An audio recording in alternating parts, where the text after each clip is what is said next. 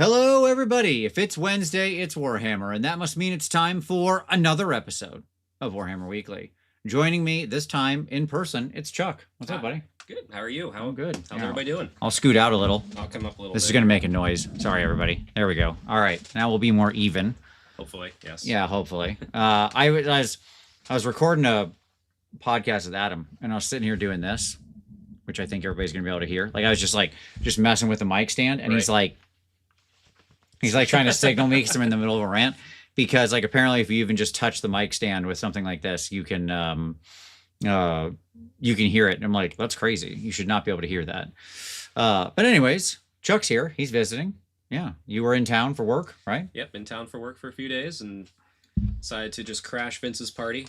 That's right. And I thought, what a perfect chance. I'll have Chuck here, and we're going to talk about the reveal stuff. Basically, we're going to talk about the reveals. Like that's what we're doing here. It reveals are good. Some of them. Oh, there's a little preview for later. Uh-oh. Okay. So yeah, we're going to talk about new Nurgle, all the stuff that came out of the show on Friday. You weren't there. I was not there. You sometimes are at these things. I'm usually there. This year, unfortunately, I was unable to because work keeps getting in the way of all the Warhammer fun for the US Open stuff. It looked like a great time. I am jealous I didn't get to make it, but yeah, looks like solid. Yeah, I mean, so it's funny. So we were in. Hey, Tori, how you doing? It's good to see you as well. I'm doing great. We were like out to. So we have a standard dinner when we get there on Friday. As always, look, life revolves around eating in particular restaurants and stuff like that that I want to go to. 100%. And so we have a standard restaurant. I made, it's like 12 people for the reservation. We went there that night, and we were like, and then somebody was like, "Oh, hey, this is happening." And so we flipped it on our phone and was just watching part of it. And at first I was really excited. I was like, cool, we got the Quest stuff. Okay, some new Nurgle stuff. A lot of things I wasn't expecting. I was like, okay, next up, show me the ogres. Show me this rumored Cities versus Eshin box, right? Nothing. Nothing. Nope. Just nothing AOS basically from there on out. I was disappointed there was no ogres. I want them for multiple reasons. One for, well, 3 reasons. One for Haywell. Yeah, he needs sure. He had to be watching. I didn't see if he did a live react, so I don't know. Right. But like, my God, the poor guy. I mean, yeah, stop beating around the bush. Secondly, that range needs redone. Yes. And thirdly, that means you can finally put the ogres back in Old World too with the old skulls. Everybody wins if you do this. I know. It's insane to me. Like, I mean, obviously we're going to talk more about it later, but because the most of what we're going to do tonight is cover that stuff. But it's insane to me that Blight King's got a resculpt. Like, that they resculpted that model, and all those ogres are still over there like, am I a joke to you? Yeah, I don't... Yeah, I mean, we'll get into it. I don't hate the new Blight Kings, but I didn't feel they needed redone yet. No, they're one of the most classic, like, quality models. They come from the end times. Yeah. They're like 11 years old. I think they were 2014 because they were book 3. Book 3, yeah. When Fall they of came Altdorf, out. Yep. Exactly. That's when they released along with. And so like that just feels unnecessary. Yeah, they're one of the few that like they've held up better than Nagash and Thankful, which were the other ones from that time period. Sure. So like sure. Them getting stuff ahead of that seems odd. Yep. There you go. Vortex says I like the new Nurgle stuff, but I prefer Blight Kings over the new one, the old Blight Kings over the new one. Just some dude with the super chat. Hey Vince, quick question. Who has the worst technical problems, Tom or the $1 billion company Games Workshop? Oh my God. Just some dude. I love you so much. Okay. So I'll tell you a funny story. So we were at the restaurant, like I said, we were watching on the phone. Like every couple people had their phones out. And we were just, we had it up as we were conversing, just like looking down every so often. Right. And then I looked down, I noticed the screen says technical difficulties, please stand by. And I'm like, what is happening? And it went on for 20 minutes. I got a screenshot of it. Like I quickly took a screenshot on my phone, okay, of it. And if I did a live react, I really thought about doing a joke live react where I scheduled the stream and just literally used that with no audio and just put that up and streamed that for 20 minutes and then went offline. That'd be good. I actually, me and my friend Alex, for my channel, we recorded a live react and immediately uploaded it. Sure. And just because to avoid any copyright, I left it muted. Okay, sure. Turns out I could have left it on the whole time. Yeah, exactly. Also, it's hard to fill 20 minutes with a technical difficulty stream because I'm like, I don't want to cut the right. Yeah, the yeah. video I'm recording right now. Yes. It was truly amazing. Tom Kelly also with the super chat. First time live. Hope you're well, Vince. I am. I'm great. Chuck's here. It's a great day. Met you when you were in Australia for CanCon one year. Oh, absolutely. That wasn't just any year, Tom Kelly. That was 2020, January 2020. That was the year. This is how I remember that year. Not from anything that you think, but sure. We not from the civilization defining event that happened, we right? Just jettisoned that from the memory. Yeah. But we got to hear Vince command the mic talking about the game that was happening. Oh, absolutely. That was one of the best coverages of any Warhammer game I have ever heard. A live game, because it gets boring. I love doing live coverage. I really would do like commentating. Gareth was here, by the way, and he said that you were missed in Atlanta. So there you go. I know. I missed you too, Gareth. I missed everybody. You, James, John, the whole Sigmar crew. Yeah. Absolutely. I'll finish the thing that says, super pumped for the new Nurgle, hopefully less triggering for your tryptophobia, and you can paint some. Honestly, Tom Kelly, you're not wrong. Like, that is true. I have to, we'll talk about it, but I have a conspiracy theory that they actually are concerned, that they got feedback from people like me who have tryptophobia, that a lot of the old stuff they just couldn't paint because the new stuff doesn't have many of those same features that trip me off. I can see that, because that is a very, like, I don't have that, thankfully, but like it's pretty aggressive if you have it. It's super aggressive. Like I don't like the guts hanging out, but I can get past that pretty easily. Sure, I don't mind some intestines out. I can deal with that. But yeah, there's the situation like the holes and stuff. Like it if you've got tryptophobia like I do, it literally makes your skin crawl and you get nauseous just looking at it. Like I cannot explain it. It just happens. It's like people who think what is it? The cilantro tastes like soap. Oh, yeah. Just like a thing in your jeans, yeah. Camp K said with the super chat saying, I just want to see some crumb of Malarian's Dark Elf aesthetic. Not even a model. I'll take some art at this point. It's been a decade. Love the show. Yeah. Chuck, you don't happen to have any opinions on Dark Elves, do you? I really, really, really want some Dark Elves. Yeah. Again, I'm hoping, and this is from the Daughters of Cain fanatic who has way too many witch elves than any man should. And that's after giving a bunch away. I really hope that book comes out and they put Marathi and Malarian together in one big book. Even like kind of like Ironjawz and Orc, the Orc Warclans. They're in there, but they're separate mostly. Right. They can mix, but I think that's what I proposed as well. I said I think ultimately they need to be like a separate army, but the clean way to do it is to do a Ironjawz Cruel Boys situation. Yeah. So they 100%. End up being in. The only problem is then you got to rename the book. It can't be the Daughters of Cain anymore. No, but with like Marathi they would become the sub army. Yeah, with Marathi Cain taking the title of Cain, I think you could rename it at this point with the lore. Especially then, that's when you drop the new cauldron. Sure. Yeah. David Canty, Vince, Palladium Trivia, going through all their stuff, 1,085 intelligent races, 708 RCCs, and 1,042 OCCs, PCCs. If you have a concept, they have it covered. David Canty, does that include like variants? Because a lot of the OCCs have variants that can be played. Does that include the things that it says you're not supposed to play but could be playable? Does that include the Rifter, and does that include the holiday stuff? So there you go. That's what I want to know. It's a big list. Rifts is an amazing game. I would say I've yet to play it, but I love hearing you talk about it. I won't lie. It's insane. Speaking of which, you should check out Vince's other podcast. That's right. Yeah. Fireball the Gazebo. Yeah. We because I was traveling all last week and then I was at a tournament this weekend, we literally just didn't have a chance to record. Like I was literally gone from the time we recorded the last episode until Sunday or whatever. Okay. Sunday night at like 2 a.m. And so like we couldn't record an episode Monday and then get it up the next day. Like it just wasn't possible. Yeah, it's rough. So John, but I was like, we had that episode in the tank and I hit up John and I was like, hey, do we still have that? And he's like, yeah, I kept it. I was like, boom, lost episode. And I was like, we got to do some more lost episodes so we have them just in the tank for emergencies. There you go. Cinderfall Gaming shouts out Scourge Privateers, wants to see him back. Mm-hmm. Absolutely. Chad says, longtime viewer of post show, first time commenter of live show. Excited to be here. Well, I'm excited to have you, Chad. Okay. Let's see. They have a name. It's Umbraneth. Sure. Absolutely. Yeah, that's fair. Yeah. Yeah. I mean, it would be like, ideally what you would do is you would have like Daughters of Cain, Umbraneth, and you would call it like the Children of Cain or something like that. I don't know, or whatever. Just call it the Children of Shadows, and like this is the Umbreneth army, this is the Cainite army. Sure. Yes, I'm aware of White Fang, Charlie, and I know he says it's a 5th edition thing. Like, I don't 100% track record isn't accurate. I've followed White Fang's rumors for a long time. 100% is overstating the case, but White Fang does have very good information often. Yes, I agree. Okay. Got any tips on doing drowned flesh? Want to do a bloated theme for the new Nurgle stuff? Yeah, it's just you add a lot of greens and purples. Like it's the same as sort of zombified flesh.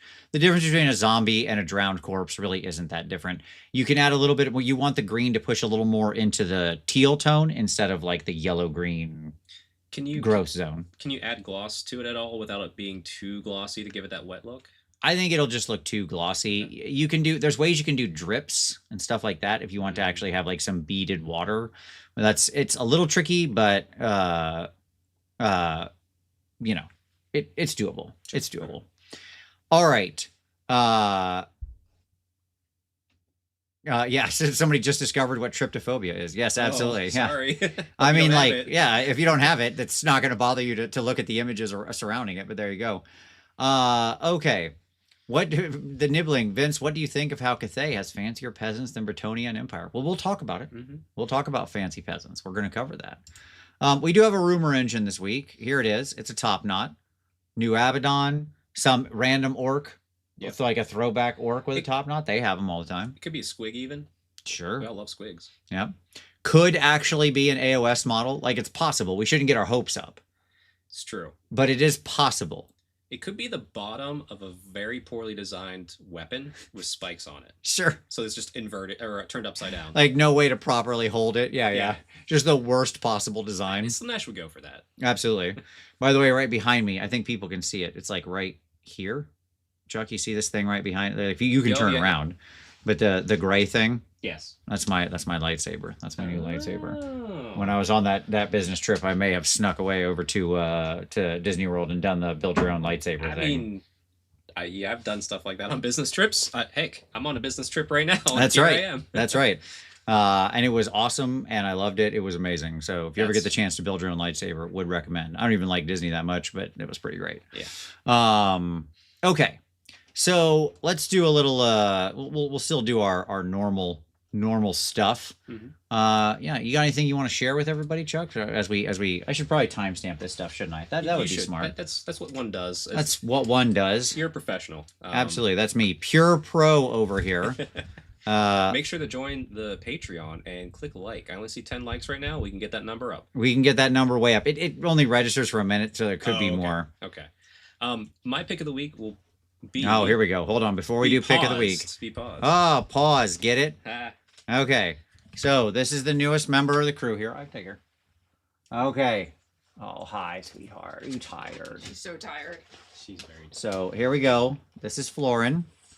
Get in there. The family portrait. Get in there. Okay. I need to be part So there we go. Say hi, Florin. Hi. There we go. She is like 10 weeks old. 10 weeks today. 10 weeks old today. She's and 10 pounds. Yep. Or no, 13. She's 13 pounds now. It's a good number. Absolutely. She's the sacred number of the horned rat. Everybody hit like for the dog.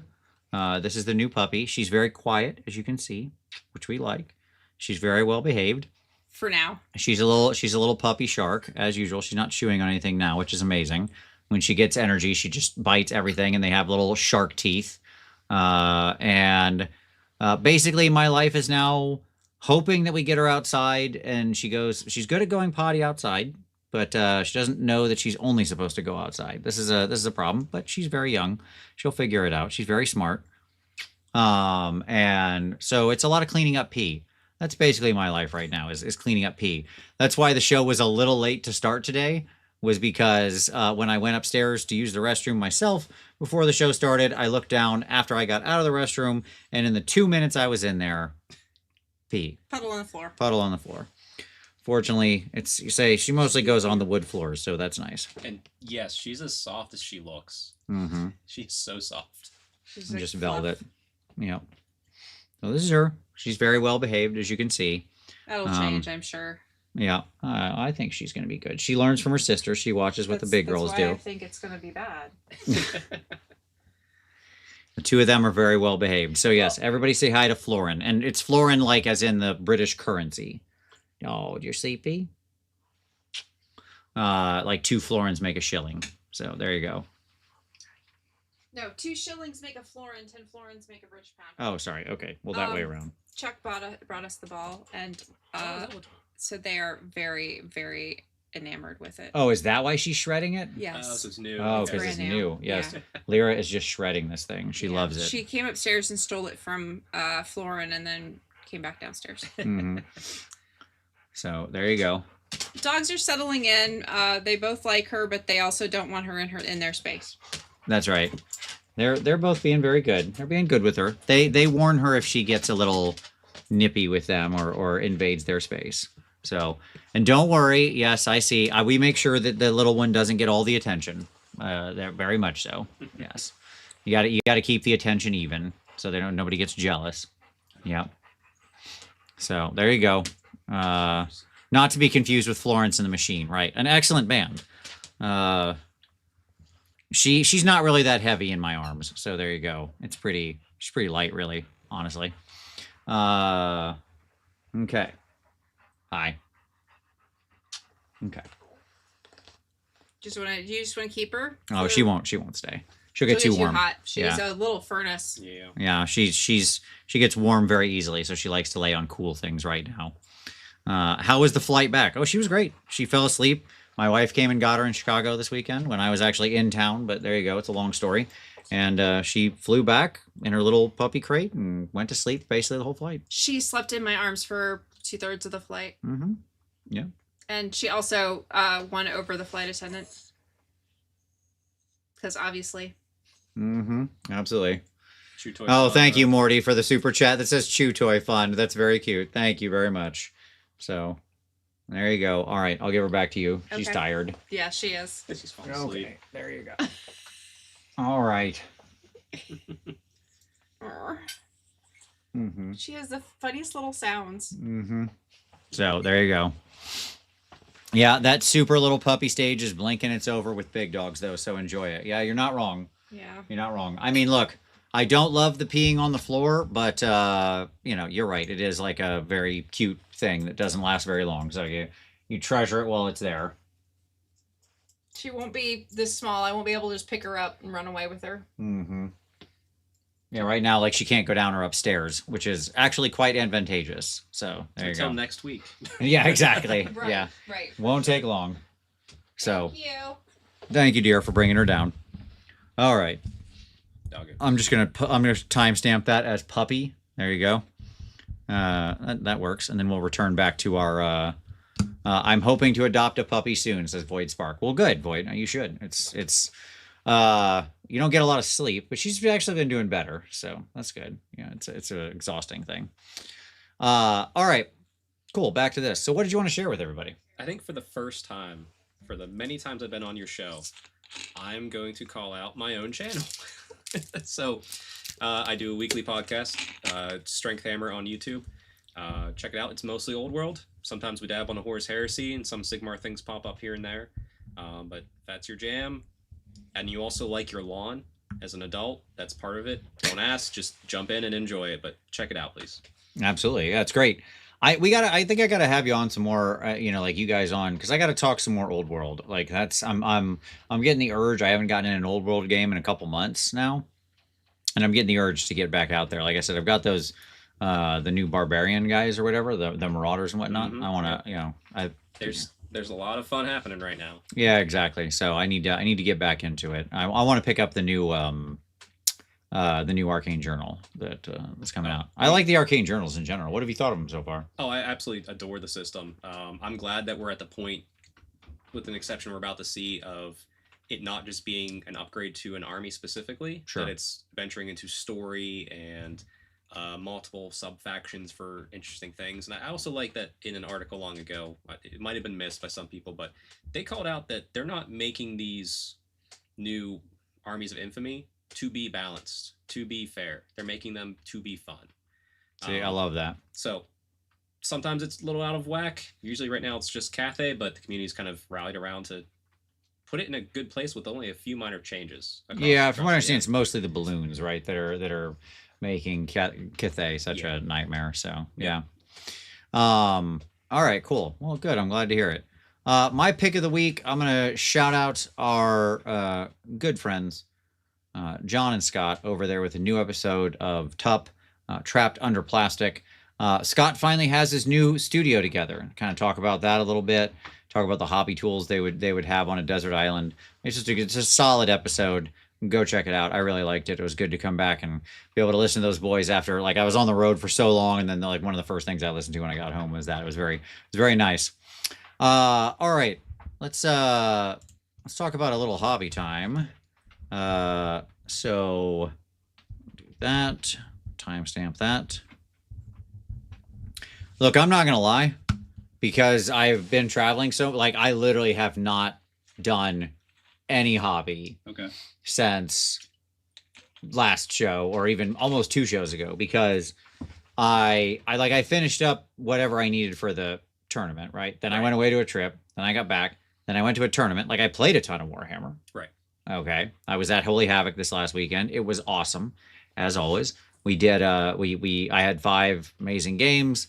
It was so much fun. Like, Steve's tournaments, Steve's tables, exceptional, right? Like, such an immersive experience. It's so different. Yeah, there's only 2 events that I wish I could go back to that I have yet to return to. One is the Realms at War, which no longer exists. Right. And the second is any of Steve's events, which, Steve, if you're listening, me and a couple of the guys locally are trying to go to the one in June. Which is now when Holy Wars is. Which is when Holy Wars is. So, yeah. So, yes, thankfully I can at least get back to one of Steve's events, because it is just always remarkable. It really is. And, like, this was no exception. So he had basically 2 brand new tables for this. So one is a big Kraken table with, like, Idneth models, where there's, like, a giant Kraken in the middle of the table, and there's tentacles are coming up all around, and you get to, like, try to control the Kraken and unleash it on your enemy every round. And then he has a new table that's, like, a haunted... It's really crazy.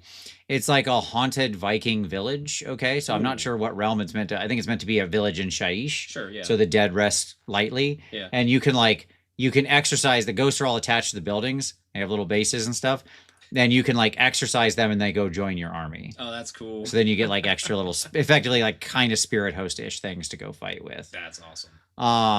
Yeah, it's just really amazing. He said that for June, he wants to build... He's not sure if he's going to get all 3 done by then, but he wants to build 3 more tables. Wow. Because that'll bring him to 25. Okay. Which means that he can do a 100-person Holy Wars event. I want to see him also put in to get golden tickets just for the lulz. Absolutely. Because he would get it. Yes. I mean, here, I'll do this. I'll move the mic closer to him. It's all good. Sorry. You're good. So, yeah, I mean, I think what's special about Steve's event, about Holy Havoc, was that it just made me really enjoy playing AOS, because it felt different. The narrative tracking of, like, your warlord, and, like, just doing so many different things. I'm not thinking about battle tactics or anything like that. Right. You're thinking about the game. The terrain is, like, super interesting and impactful. It feels narrative. Yeah, it was good. I won't lie. I think right now is the best time for an event like Holy Wars, Holy Havoc, to actually maybe put in your own sort of list building type mechanics too. Make it interesting to another point of, hey, maybe you can unlock an extra 100 points if you take certain things. I don't know. Just that's an idea thrown out there, but that would be fun to see. Exactly. So it was a great time, but I played a lot of Warhammer, did not get to paint a darn thing. I have a little guy here on my desk. I have a little Hell Knight on my desk. He was painted using the... he's not done yet, but he was painted using the new Vallejo True Metal stuff. Okay. Yeah. That's all. And I broke him.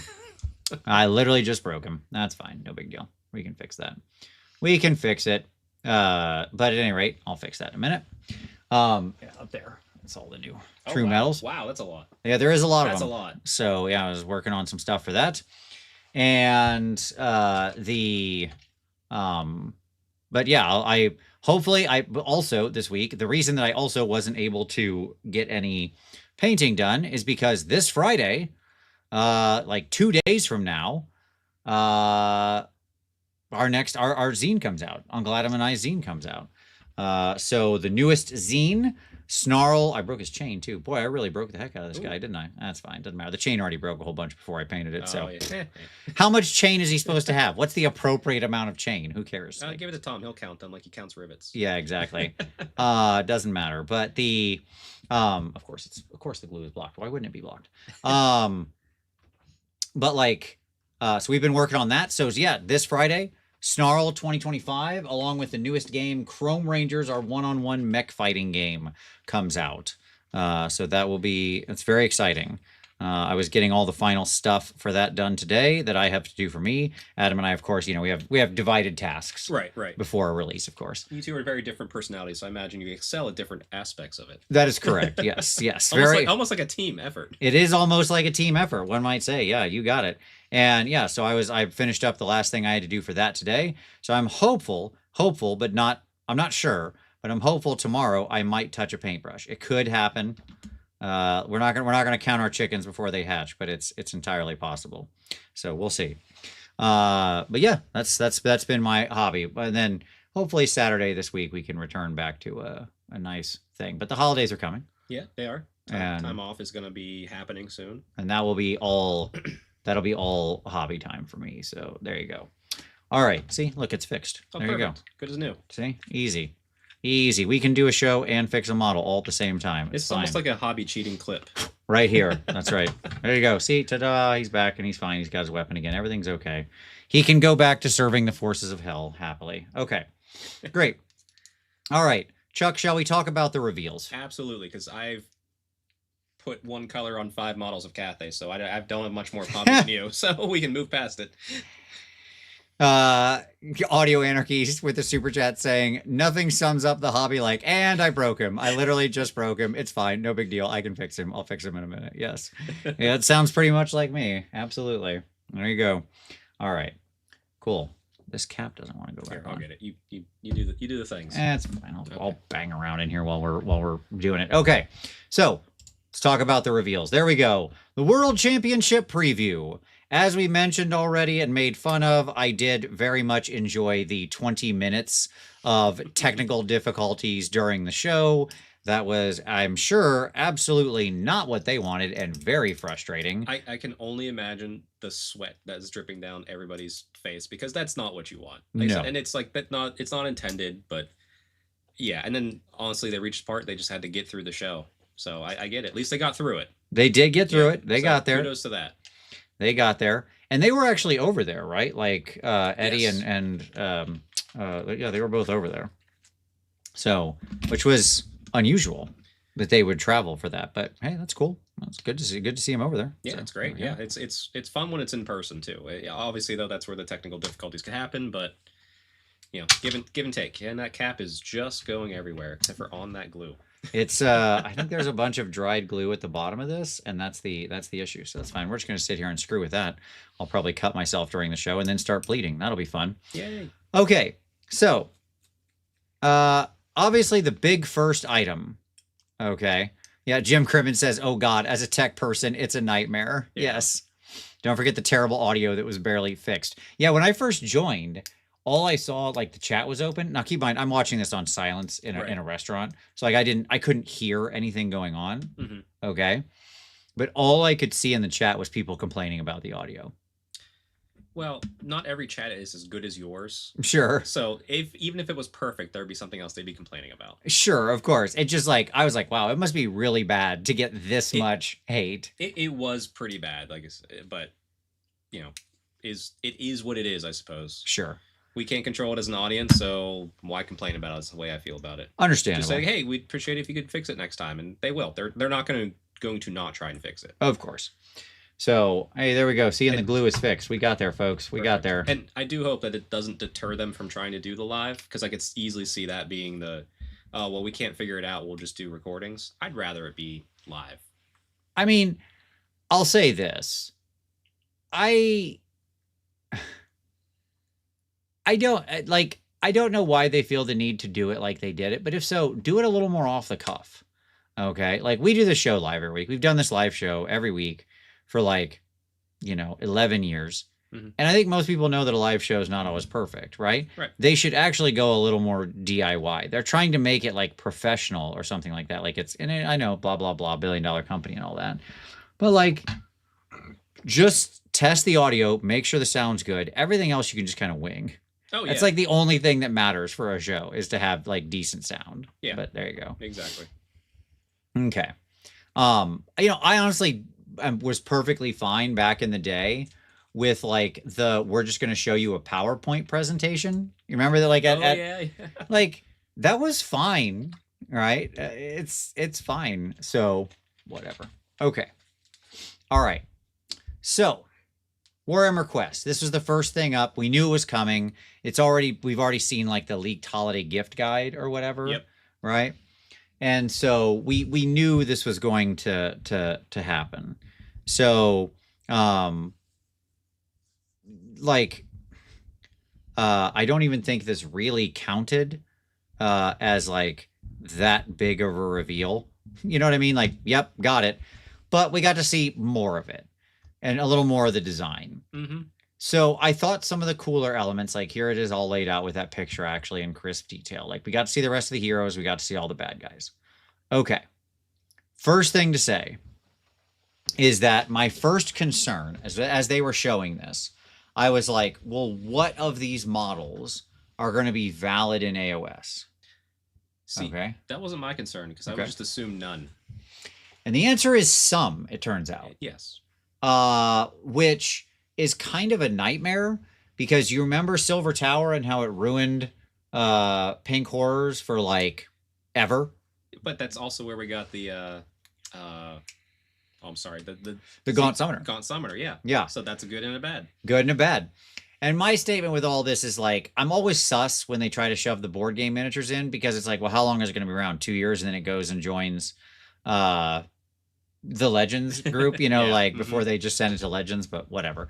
Honestly, what I'd kind of rather see them do with these board games is like, if it's a mainline unit like the Pestigors and stuff like that, or the main like Nurgle dudes, it should have a scroll.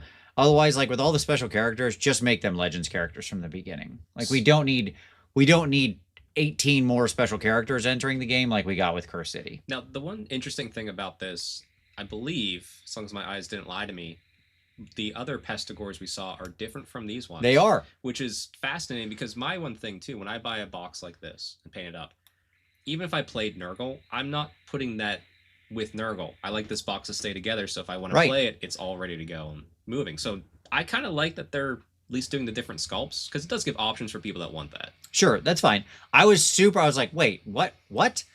So like, yeah, not everything is going to be valid, but we'll talk about it when we get to the AOS article. For now, let's just take this as the board game. Yes, and actually, I want to call it one thing. My only concern when I saw this was that book. The whole time they were revealing it, I was like, please pull out the book, Eddie, and please put it on that table you keep displaying things on. And he finally did it, and it laid perfectly flat. Which was the concern. And I was immediately impressed, and I want to buy it just because I want to see that book tech. I was going to talk about that design first as well. It's really funny that you mentioned that. So, like, the game mat is a giant book that has, like, 36 pages, I think, or something like that. And I think it actually says in here it's somewhere. the size of that whole box. Page. It's the whole size of the box. Yeah, it's a 38-page book. Well, and so, like, you open it, unfold it, and that gives you your actual map, right? And so you can do a bunch of different quests and stuff like that. They said it takes about 14 hours to play through the 10 to 14 hours to play through the whole game, which, like, okay, that's fine. And, you know, whatever. It's neat that you just, like, turn the page, and that's the new reality of the thing. Like, that's your next map. Or I wonder if it maybe cool there's design. Like a choose your own adventure style, too, so maybe you can choose to go to a different map instead. Yeah, I'm sure that's the case. I'm sure it's not always just, like, one-to-one. Yeah. Absolutely. So we already saw this guy. He's fine. So what do you think of the fact that most of these heroes look like they came out of the old world? This is great for Renegade Crowns. Yeah. This is Sigmar mixed with Bretonnia. Done. Take it there. I'm flabbergasted because every single one until they show those 3 extras. Well, actually, even one of those. Yeah. Just screams old world. And are they trying to capitalize because old world's doing well, or? Like, I don't think the intention was ever, this was supposed to be the old world Warhammer Quest, and they just added a few details. So that there's so much to do with creating models that can't be the case. Right. But it is so fascinating that the whole thing is so influenced by Old World, except for a handful of things. Yeah. It's wild to me because I'm like, that guy could easily, like, a few minor changes and he is, like, ready to go for the Old World. Well, so if you're playing the Renegade Crowns, or not, yeah, where it's a mix of Bretonnia and Sigmar, you don't have to touch him. Yeah, sure. He's just good to go. Then this is one of the new heroes, Kelthanor, the Forest Prince. He's like a centaur guy. Stop teasing us. Give us the army. Right. Yeah. Where's them Kurnothi? Right. Absolutely. That feels appropriately AOS. I like this. Yes. Okay. Right. I'm cool with that. Good fun headdress. Does he have like 2 extra arrows? You might want to get some more arrows. That doesn't feel like enough arrows. I mean, that's a bolt thrower he's wielding too. Sure. So Yeah. He's like shooting bow. spears. Yes. Yeah. So that was cool. And then we've got. You got the circles. Oh yeah. Sorry, the circles. Yes. Okay. Let's do the. How do we? There you go. Yeah, because we could have flipped through. We saw all these people already. There you go. There's the 4 we saw. Great. All right. So then we've got Man Bear Pig, Drasher Vorn, the rampaging beast, just Man Bear Pig. Yep. I'm not gonna lie. I think this guy looks completely doofy. I mean, I don't know what this is. See, what is this? I don't hate it. I didn't read any of the lore on him, but it feels like he's been summoned by the Wild Hunt, like a human that got converted. Sure. But he's got an open stance. He's got lots of fur. You're gonna see him in Golden Demon. I don't think so. I really don't. I think he's just too silly. I think he's just too silly. I'm sorry. I'd be curious to see what the face can be done with different paint jobs. How different will it look? Sure. Rumor engine. That's a rumor engine. That claw. Oh, it is. You're right. Yeah. The little claw. Yeah. Yep. So not technically an AOS rumor engine. Not technically. Right. But yeah, I just think he doesn't look like he has furry legs. Does he have furry legs? No, I think that's just like a kilt. Are those pants? What is happening? That's boots and a fur kilt.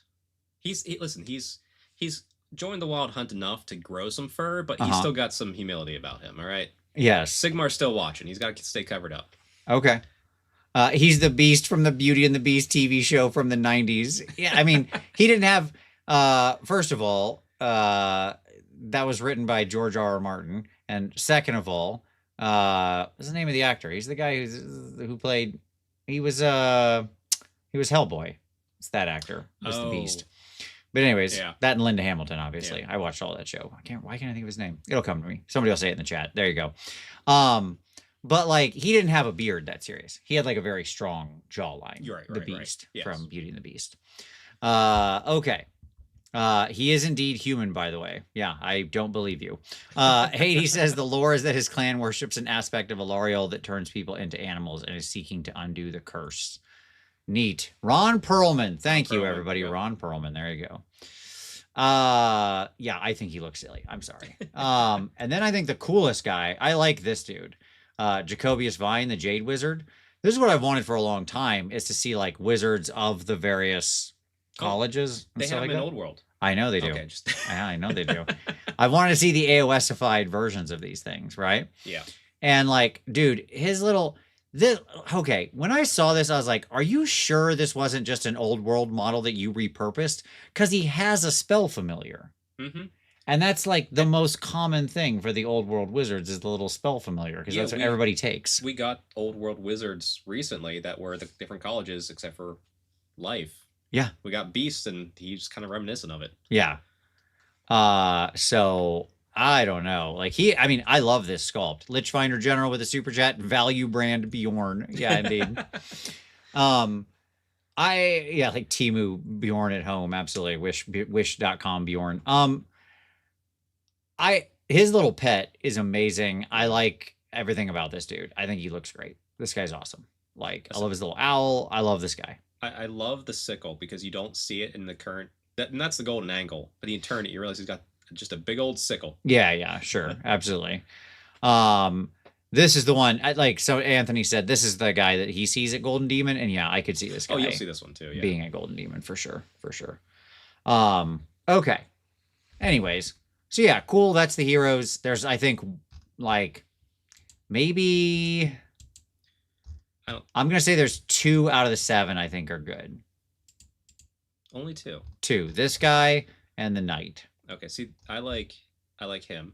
Yeah. Cobus, go up. Okay. I like the Fey Enchantress, and I do like... Yeah, sure. Yeah, she's amazing. And I do like Bren, the one to the left, the mercenary who's wearing the Fallen Saint armor. I don't like her as that's a solid model, but just like the pose and the story just all comes together for me with the lore. Yeah, she's got a good story. I agree. I did read her thing when they published her, but I really hate her armor. It looks like it's just like bunching up like a weird, like it's made of cloth. Yeah, I mean, I think it's not supposed to fit her right or something too. So. Gotcha.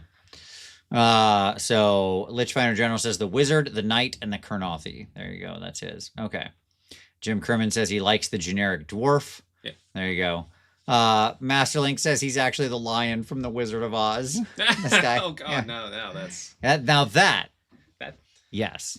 Okay. That is correct. Yeah, that's very correct. Yes. All right. But of course, we've got the bad guys. So we've got the leader of the bad guys, which is Gelgus Pust. Fun name. Mm-hmm. I think people really like this guy. I don't. I agree. There's only one aspect I don't like about him. Okay. What don't you like? Okay. Either he needs less neck or more head. That's it. Less neck or more head. Okay. I'll describe it otherwise. All right. Fair enough. Yeah, I mean, I don't mind, like, Steve was like, oh, weird, all these guys have hooves, like, because a bunch of them with hooves or stuff like that. I'm like, yeah, that's fine. That's Nurgle enough. They get that. I don't, like, his armor design where he's, broken out of it, that's pretty standard for Nurgle stuff. I like his tum-tum hanging out below the armor here. That's fun. I don't know. His face, I love the big rictus smile. That's fine. But I don't know, something about him just doesn't sing for me. I think it has to do with like how overinflated his arm is. His like left arm is like really big compared to his right arm. Like he's wearing Hulk hands kind of a situation, Sure. So I don't know. Something about him just doesn't work for me. This chick is interesting, Belga the Cyst Witch, because she is the bug. She's the bug, yeah. Yeah, that's like all her. When I first looked at the model, I was like, oh, she's got a bug pet. Oh, no. She is the bug pet. She is the bug pet. She's fine is my answer. I like that they gave her like the multiple arms because, she's a bug. She's a bug. She's a bug. Yeah, I don't like her, but that usually means it's a good Nurgle model too. Sure. So. Understanding I'm not the biggest fan of Nurgle, but that's okay. That's his strong arm. Yeah, exactly. Yes. I don't know. Something about it doesn't sing for me. This guy, speaking of the oversized arm. But it works for him. Yeah, this dude, it feels different. I agree. Yeah. Because they built it all the way up to the shoulder and you can like see the shoulder. I think that might be part of the difference, right? Like, because this is hidden. So it looks like his shoulder is the same size as the other shoulder that's supporting his normal arm. Right. So he has like a normal shoulder, and then at the bicep, it just goes like, whoop, and his arm just like is a triangle going outward, right? It's also the pose, too. Like, he is framing that arm. He's like, I'm proud of this. I got all of Nurgle's gifts in one arm, and you're going to feel it. Yes.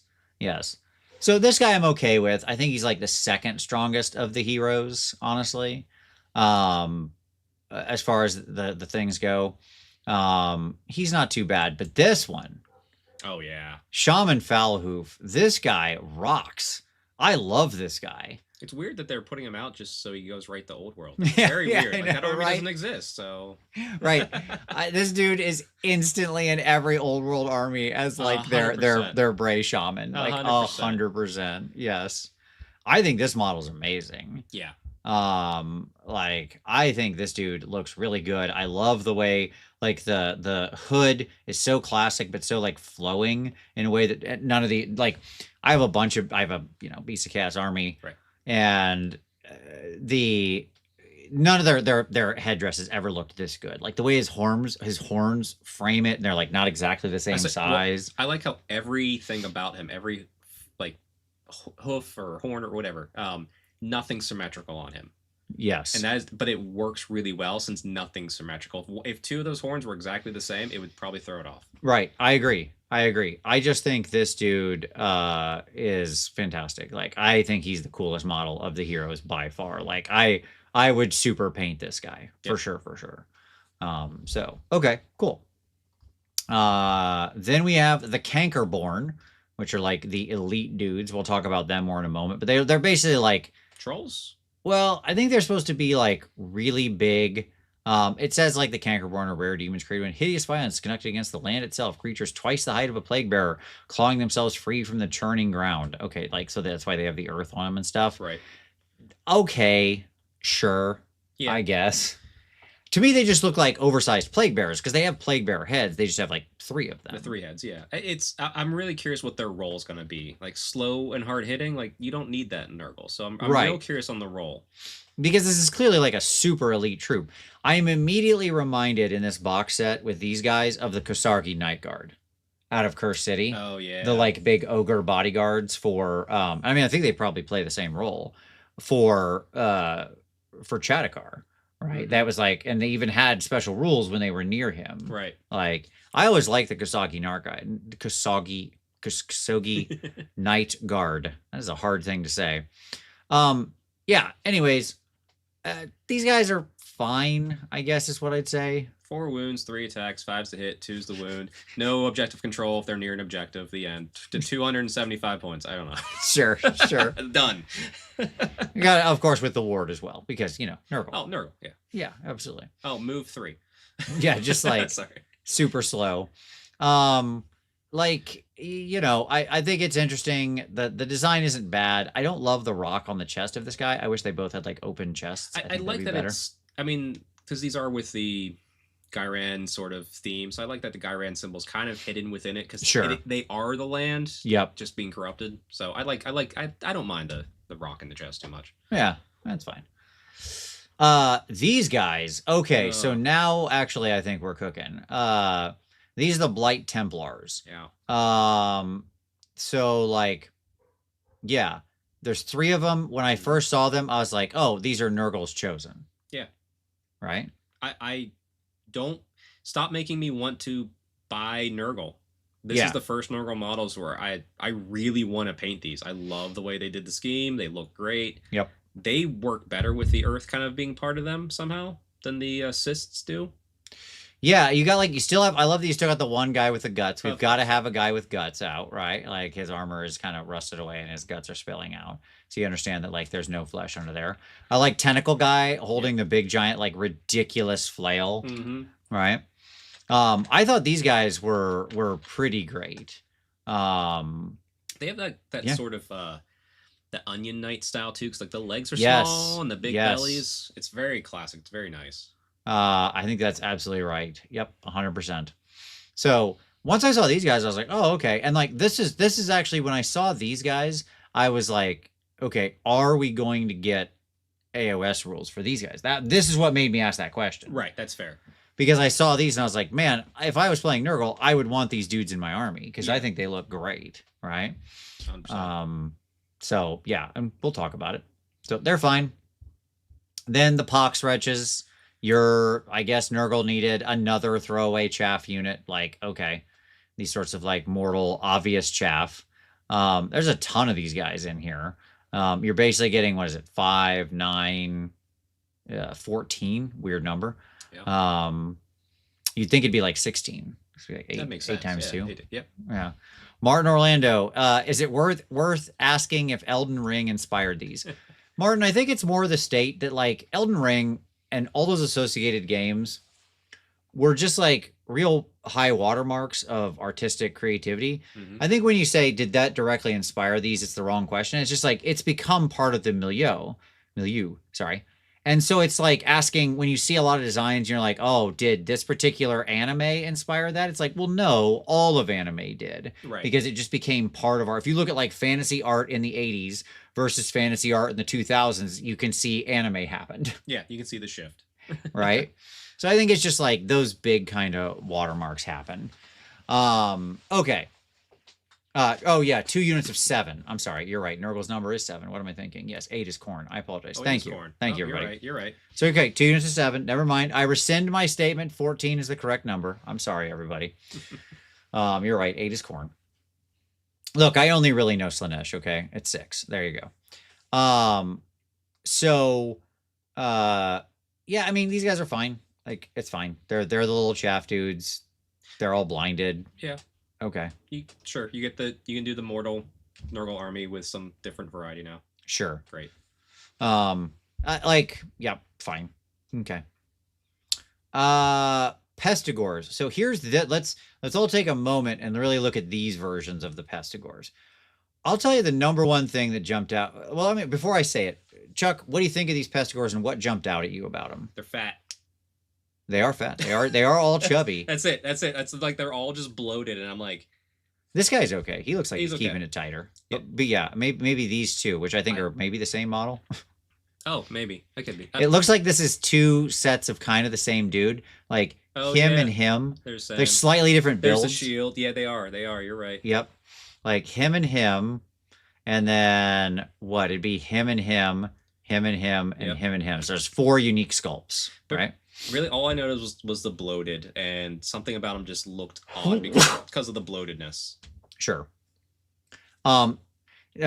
Tori says they are shaved. That wasn't what jumped out at me first, though I agree. I did notice that as well. Okay. What I thought about these guys is like, where's the disease? They basically just look like slightly green, chubby beastmen.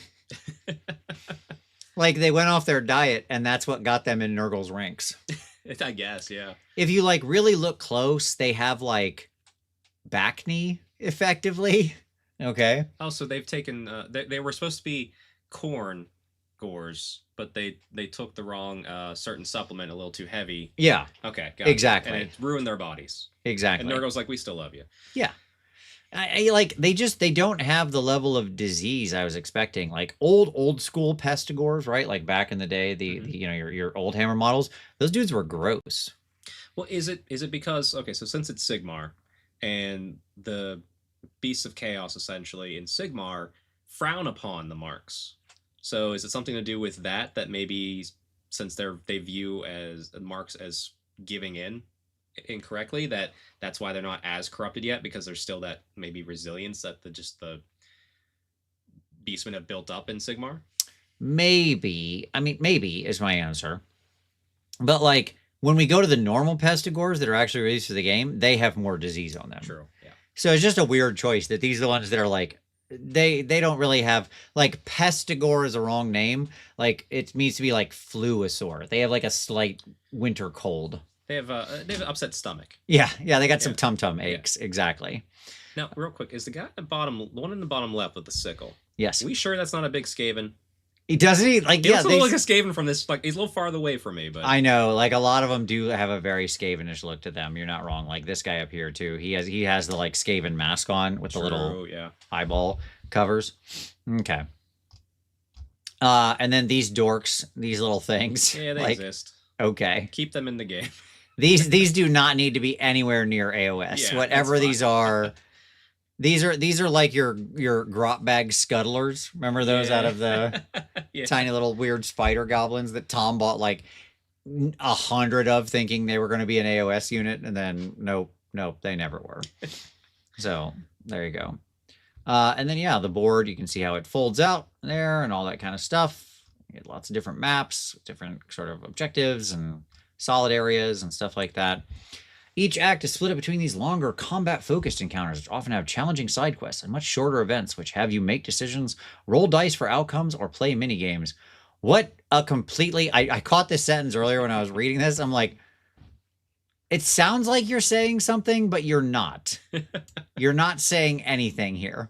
Hold on, I get to make decisions and roll dice? Wow. This is truly unique and differentiated gameplay. This is the most Warhammer's ever been. Yeah. That is very funny as far as a thing to write in an article. So at any rate, there you go. Okay. So we know this is coming out for Christmas. Yep. So it should be out. Actually, I'm sure they'll announce it here pretty soon. Yeah, because we just got the holiday boxes. Right. Yeah, so. Right. Wait, mini games? I know, right? I love making decisions. It would have been even funnier if they had ended the article by just saying start rolling dice. Like that would have been truly the best day ever. Okay. If you roll dice, hit like. That's right. Yeah, exactly. If If you haven't hit like yet and you like making decisions, That's a good decision. absolutely. Okay, exactly. Now this is pod racing. Yeah, that's right. Okay. Heard this goes on pre-order November 29th. That sounds right. Actually sounds a little late, but I suppose that's probably fine. Yes, yeah.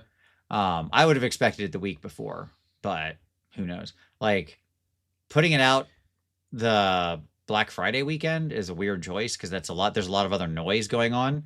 I would have put it out the 22nd because you have more clear runway, right? You want it to be like the biggest news. The problem is that weekend everybody's looking for Black Friday, Saturday sales. Well, I mean, if the price point's low enough, that's a good last minute underneath the tree. Sure. So I guess it could work. Yeah. It's just like it's hard to get traction with your new product announcement that weekend. Like it's actually pretty dumb to release a product the weekend of Black Friday. Remember when we just got the holiday boxes and then just a bunch of Black Library for a month? Okay. So I wanted to take a little detour before we continue with AOS. I wanted to take a detour back to the old world. Yay! Absolutely. As this shocked me. By the way, I love how every picture article for the old world is still Brett's and Tomb Kings. Like, that's great. And I agree. They always should be. They're the banner things for the old world. They're still the starter boxes, so. Yeah. It's still the two armies I have. This is what I play one of these two all the time. Nice. I will admit, I absolutely love playing both of these armies. I love the fact that I can get them back out and play them again. And playing my Bretonnians is just like really, really fun. Actually, I recently played my Tomb Kings, and I was like, these are fun. You just put them down, have a good time. I'm going to get my Bretonnians out probably next week. It's great. I've had very good luck with them. I don't know, man. Just having the old style lance set up again, you know? Well, I was personally attacked by Games Workshop. I kit bashed. I had 12 Pegasus Knights. Okay. Which is a lot. That's a lot, and it's a very powerful unit. Sure. To temper that, I was going to always run them in lance formation. So if I touch you, you're dead. Sure. But it's very easy to get me in the flank or anything like that. Yes. And I actually kit bashed them, landing on that technically Sigmarite terrain. Sure. Landing in lance formation. My friend Tom, not Warhammer Weekly Tom, my other friend Tom, he printed me trays so I could actually move them, and they played inside of a lance formation. And as soon as that was done, a month later, they said, hey, you can no longer play lance formation with these units, even though it makes them less good, technically. Sure. I was personally attacked, but I will still play them in lance formation, just I won't use the rules. That's right. Hades says, detour, we were on the other side of the street. No, that's fair. That's fair, Hades. We're going to go across the street. That's a better statement. All right. So when this came up, I did not expect this. I didn't think we were going to get a second Cathay release. Somehow Cathay has returned. This quickly. Yeah, no kidding. So we've got our Astromancers, our two wizards, our mounted wizard and regular foot wizard with a little familiar guy. That's the level 3 and 4 head. Yeah. And down below we got the level 1 and 2 head. There you go. There you go. Yeah, like pretty great. Yep. These guys are pretty wonderful. Fit right in. Great wizards for this army. Love them. I really hope that horse has like an extra circle underneath his hoof, because I do not want to figure out how to glue that one hoof permanently to that base without a little extra support. Yeah, I mean, dude, there's a lot of Bretonnian knights that had like one hoof, but then they all had that extra little weird tuft. Tough grass, yeah. Yeah, the grass tuft coming up. I cut all those little grass tufts off. All my knights are just one hoof down. Oh, mine are just extra flock. Oh, here you go. I just left it. Hit it. Nice. Yeah, these guys look great. And the not Zinch familiar. Yes, the not Zinch familiar. Yes, like, no, I'm definitely cool. I'm with you guys. Yeah. I'm a weird little bird man. Don't worry about it. It's cool. Okay. Is that a little Skaven crow? Yeah, it kind of looks like him. Worked, yeah. So those guys are great. I love the Crane gun team. This is awesome. Yes. Now we can really fully get our Cities of Sigmar AOS replacement on here. Oh yeah, you whatever version you want, you're good to go. Yes. I have one concern with these though. In the article, it states how they can snipe out enemy characters. Yeah. That could be it's very powerful against certain matchups. So I wonder how good their shooting is. I mean, I'm hoping their ballistic skill is low.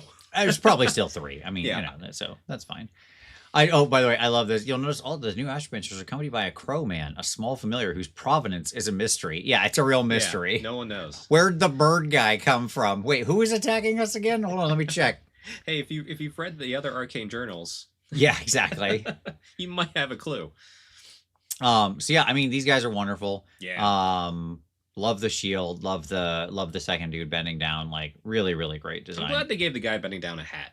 Right, yeah. This has got to be very loud for both of them. Oh yes. So at any rate, so yeah, cool. Those guys are great. And you can also, you've got the Iron Hail Gunners if you just want the other version here without the shield. So obviously they're a different shooting unit, but it's... Well, I don't think that's a dual kit. No, I'm pretty sure it's a different kit. I think the armor's slightly different. So yeah. And these guys, it's weird that I think they come in units of 8 from what we see down below. I believe that's right. Yeah. And it looks like they don't have to worry about volley fire. They get 2 ranks of fire, which is great. And if we look at what they do in Total War Warhammer, they're probably gonna be back objective control. Okay, like gonna be very little long distance kind of shooting support. Maybe not even long distance. Maybe like short, close range distance. Very powerful.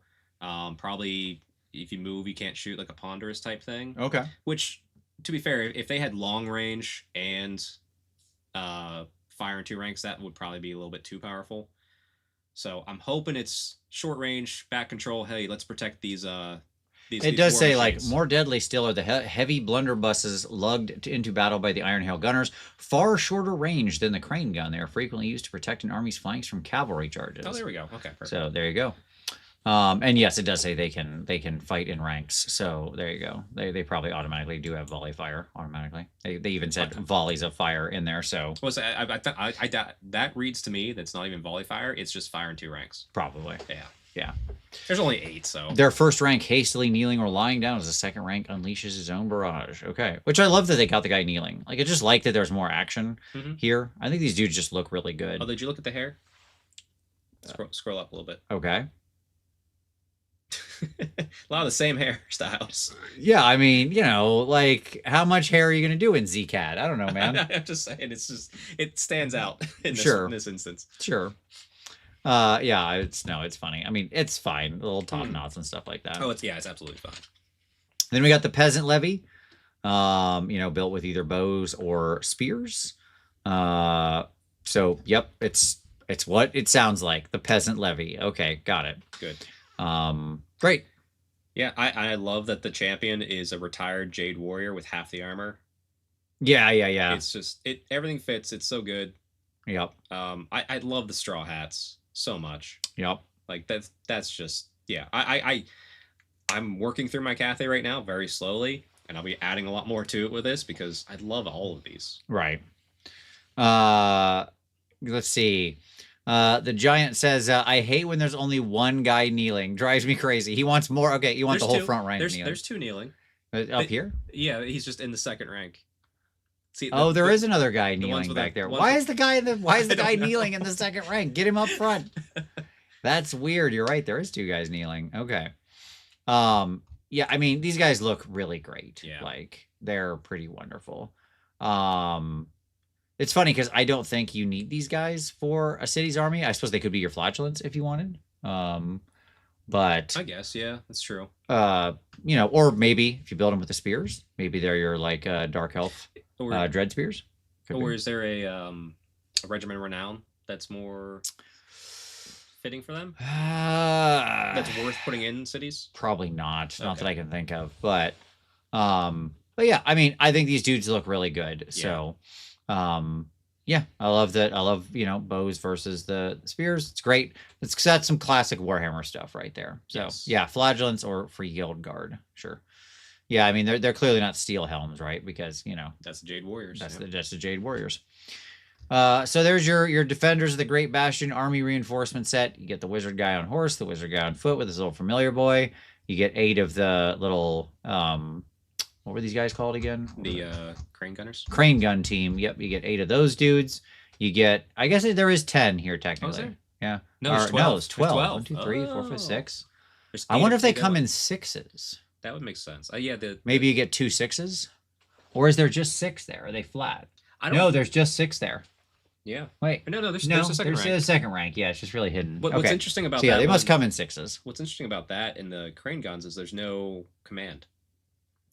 Yeah, that's Which true. I don't know if we've seen it in any other armies yet. There's always been a command in the units. Yeah, no champions, no musicians.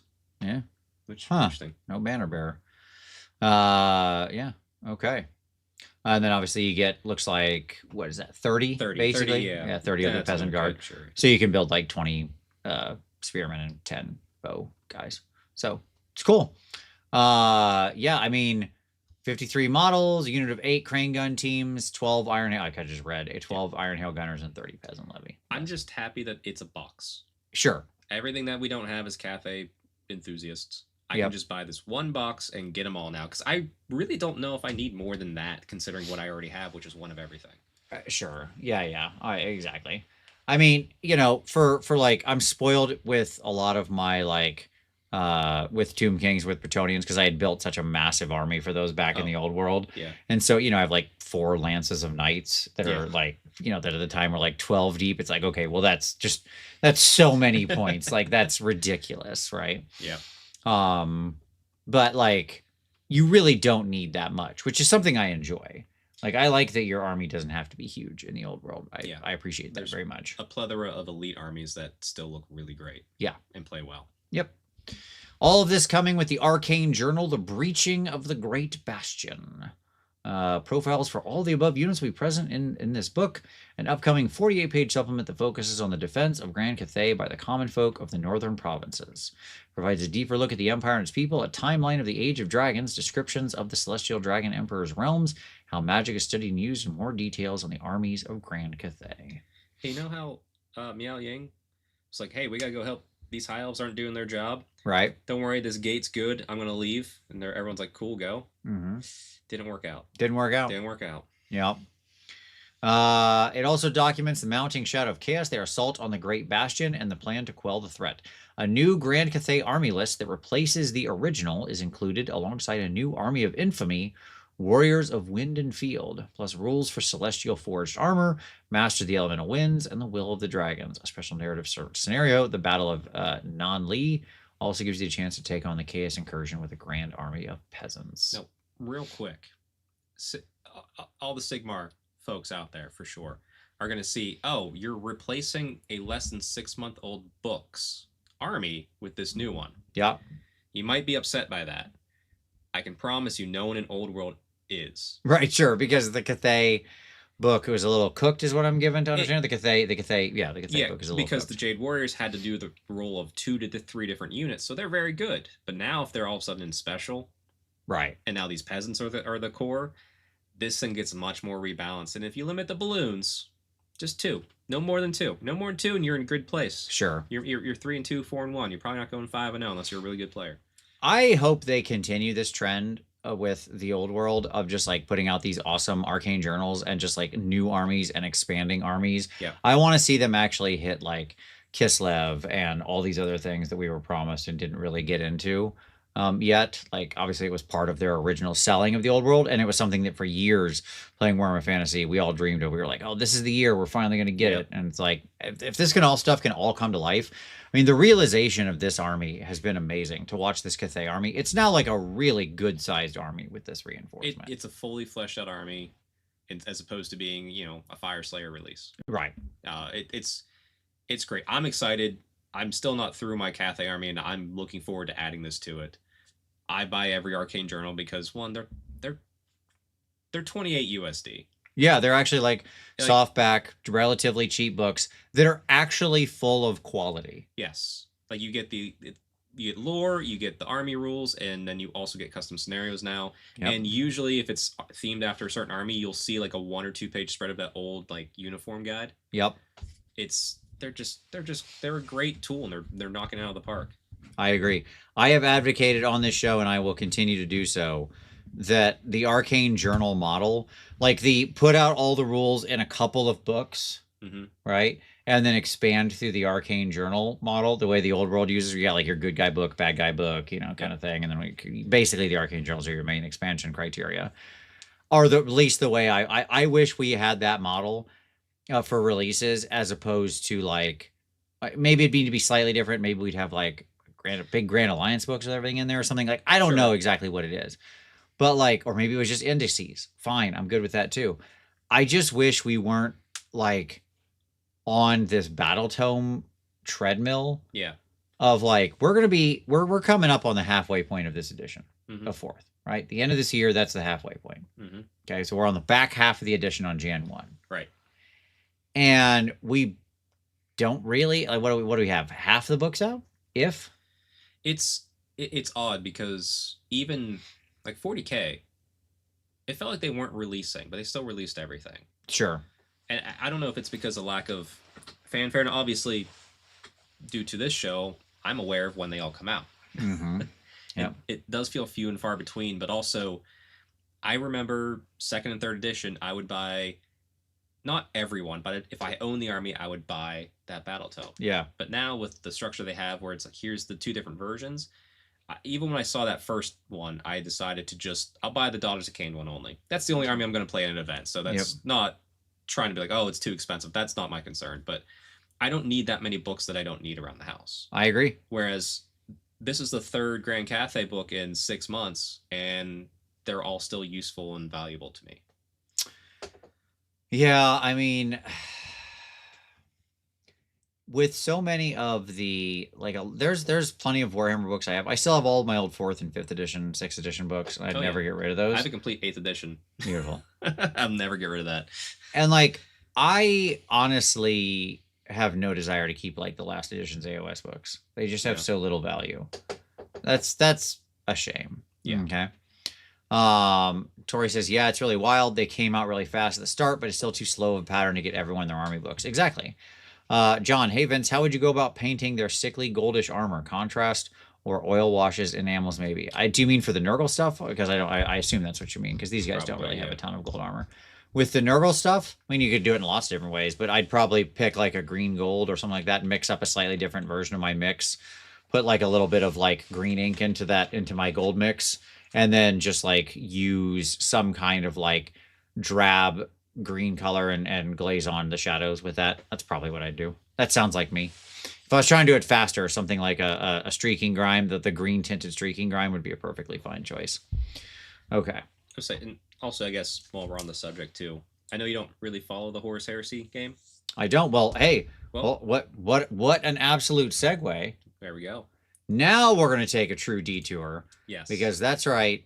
It's this experience the greatest hits of the Horus Heresy saga in a new curated series. I asked Vince to put this in.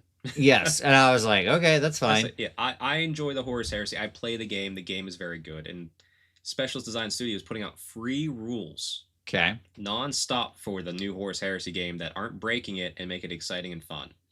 Okay. Which is just another avenue that is working for them, but not for main studio.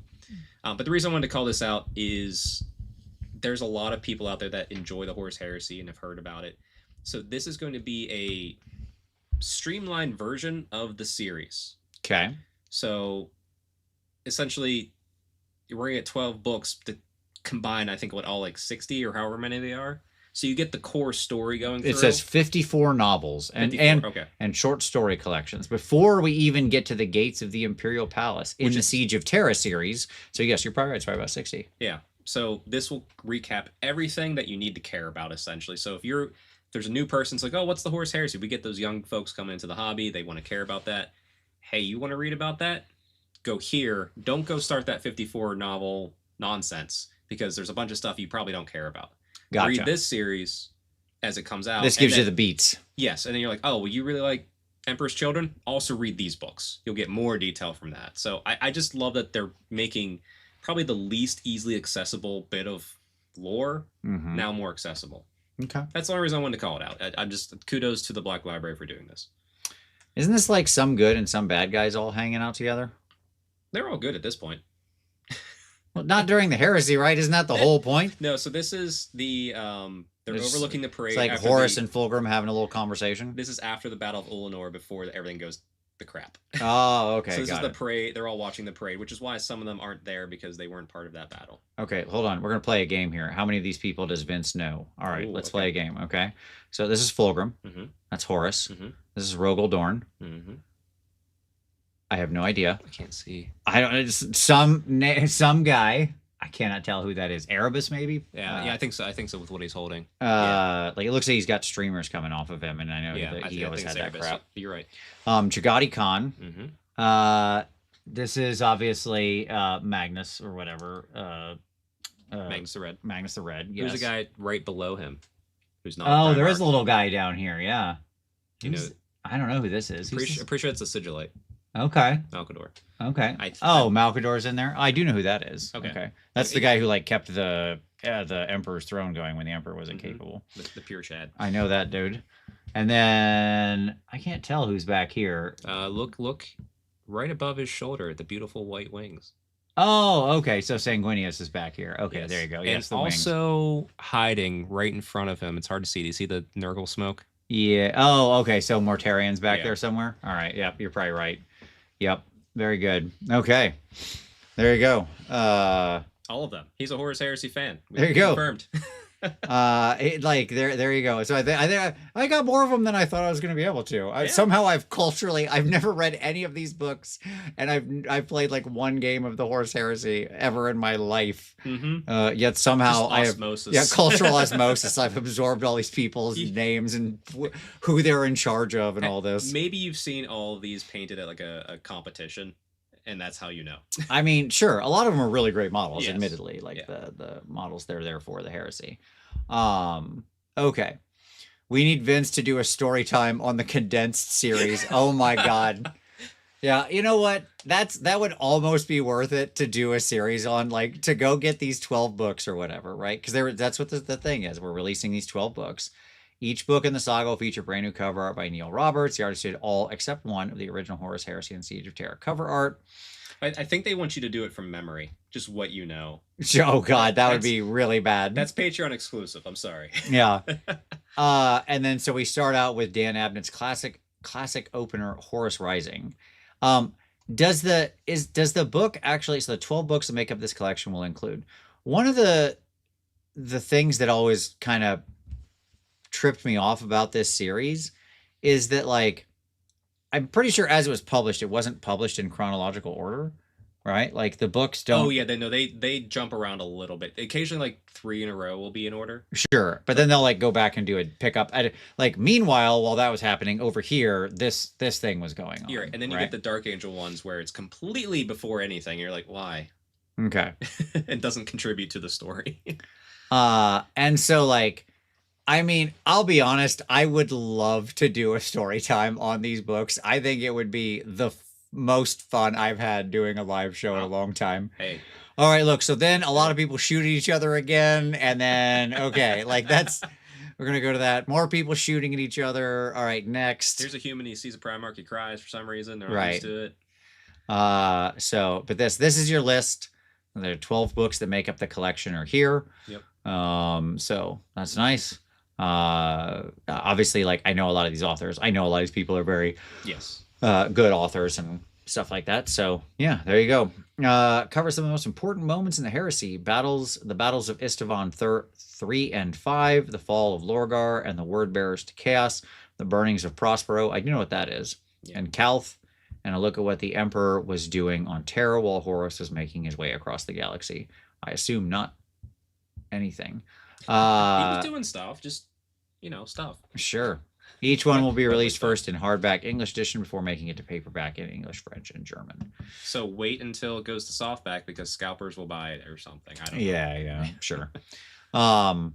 So like, have Doug on have Doug on just to point out when you're close or way off. Yeah, absolutely. No, have Doug sit there with his mic muted, but he has to listen just to see like how frustrated his face is. Just watch him get more and more red as I'm badly. Vince badly explains the Horus Heresy. Absolutely, yeah, that would be great. A 300-part micro series. I mean, I'll say this: there was no way. Everybody has said like, "Oh, you should read this stuff. You should read this stuff." Okay. And there was no way I was ever reading 54 novels and collections in the Siege of Terra series. That was as likely as me growing a pair of wings and becoming sanguineous, right? If you want my honest suggestion, read the first 3 books and then find the ones that revolve around your chapter. Sure. Outside of that, you know what happens. Right. Like, you know enough of what happens. So we'll see. We'll see if maybe these 12 would be something interesting to read. So there you go. We'll see. Okay. All right. Now let's return back to the world. Just read the wiki. Yeah, exactly. All right. Let's return back to the Age of Sigmar as we come back to look at the gifts, the great gifts that Nurgle will give us. So, embrace a noxious mountain of gifts for the maggotkin of Nurgle. Okay. So a new wave of pestilence. All right, let's get into it. So first off, we've got big old Festus the Leech Lord. Good God. Yep. He's back. This is really something, huh? Like his bug guy he's writing has the same mouth as what's his name? The dude from it used to be Forge World Nurgle Army. Oh, Tamarkon's Horde? Tamarkon's Horde, yeah. Tamarkon's mount. It was bigger, but he had the same mouth structure. That's a good reference. Yeah, I missed that. This like worm bit coming out of his gut. That's like pretty. Well, that's something. I think it's attached to his gut and it's feeding off of him. Oh, like it's a big giant parasite or something. Yeah, that's what it looked like to me. I assumed it was emerging from him, like his intestine had become a tentacle of some kind. I mean, it could be. It looks like there's like a mouth and separate. It's hard to. Yeah, we need more pictures. Sure, of course. Yeah, but I mean, basically, we get like a couple different angles of him. Yeah, look at the one right there. It's attached to his stomach, I think. You're saying like it's biting into him? Yeah, that's what I read off. Like of it. Maybe he's happily got it there, and he's just like it's his little friend. He's just like letting feed off him. Yeah. Okay. Like make more putrid things. His mount is called Gathoblit. Okay. That's a good name. Sure. I mean, moment of silence for the Nurgle that used to be with him that we don't see anymore. What's that? Like his old model, he had a little Nurgling that was like putting the body parts in. Yeah, sure. I love the wrapped up dude back here on the back of his chair. That's pretty fun. Like the upside down dude. Yeah, I mean, a very busy model. A lot going on here, that's for sure. But, you know, it's cool. I will admit this one doesn't grab me. He's one of those like classic super fat guys that's just kind of like weird rolls. Like the way his fat rolls over his fingers on his left hand is like a bit strange. Just paint him in a hoodie. Sure. He's a leech lord. It's a leech. I mean, I understand. I know it's a big leech. I get that, but I thought it was like coming out of him, not attached to him. But you're right. It makes more sense if it's attached to him. Okay. I do like. I'm happy he's back. It's like whenever Sigvald returned, bring back these champions. Like Sigmar does need to play into its prior history because it only reinforces how cool Sigmar is. I feel. Sure. You don't need to go all the way back, but these moments of these characters referencing is great. Mm-hmm. I do like too. They gave him 2 faces. Oh yeah, they're very minimally different, but yes. It was just I was surprised. You didn't need to, and they did. Yeah, he does have 2 different face choices. Yeah, like one is kind of smiling and open mouth, and one is more tight lipped. Yeah, one's thinking really hard. Yes, he's a little more pensive. Yes. Yes, there you go. Okay, give us Valkia. Yeah, I agree. Oh yes, Valkia should be the one we see come back. I just like imagine what an AOS resculpted Valkia would be like. It'd be an instant buy. Good God, it'd be amazing. Okay. So then the Slaven Knights. So these guys are pretty cool. So we got a couple different ones here. Here you go. It's clearly like their heavy cav unit. I do like how the horses just seem like over it. Yeah. Right? Because they've got these huge dudes on them. Yeah, I mean, these guys are pretty cool. What'd you think of this? Oops, sorry. Go away. What'd you think of the Slaven Knights? I love it because it plays so well into the Nurgle aesthetic. Like I said, it's the pale horse. Yeah, like you said, I love that they're over it, but they're still bearing the burden. Mm-hmm. But also this one specifically because he keeps putting the bows on his horse. Yes. So it shows that Nurgle does love the things that he has in it. So like he's caring for this horse. He clearly loves this horse. Yeah, absolutely. So it's fun to see that mixed in with just the grotesqueness of what this is. Absolutely. Plus, also, I'm really interested how they're going to fit into the army because it's a very cool addition. it is an interesting addition because, you know, it's not that they lacked cav. Like, as an army, they had cav. They just had air cav. Yeah. Right? Because you had your obviously your regular plague bearers riding around on the bugs, and then you had your blight lords or whatever riding around on the bugs, right? So basically, you put a fat mortal on the bug, or you put a little demon on the bug, in a different unit, 2s or 3s. Right. Average Joe said, Vince, how's your tryptophobia holding up with all these new Nurgle sculpts? So yeah, I mean, actually really good. So this is one of the things we kind of mentioned earlier, but it's worth talking about here, is that like, fine.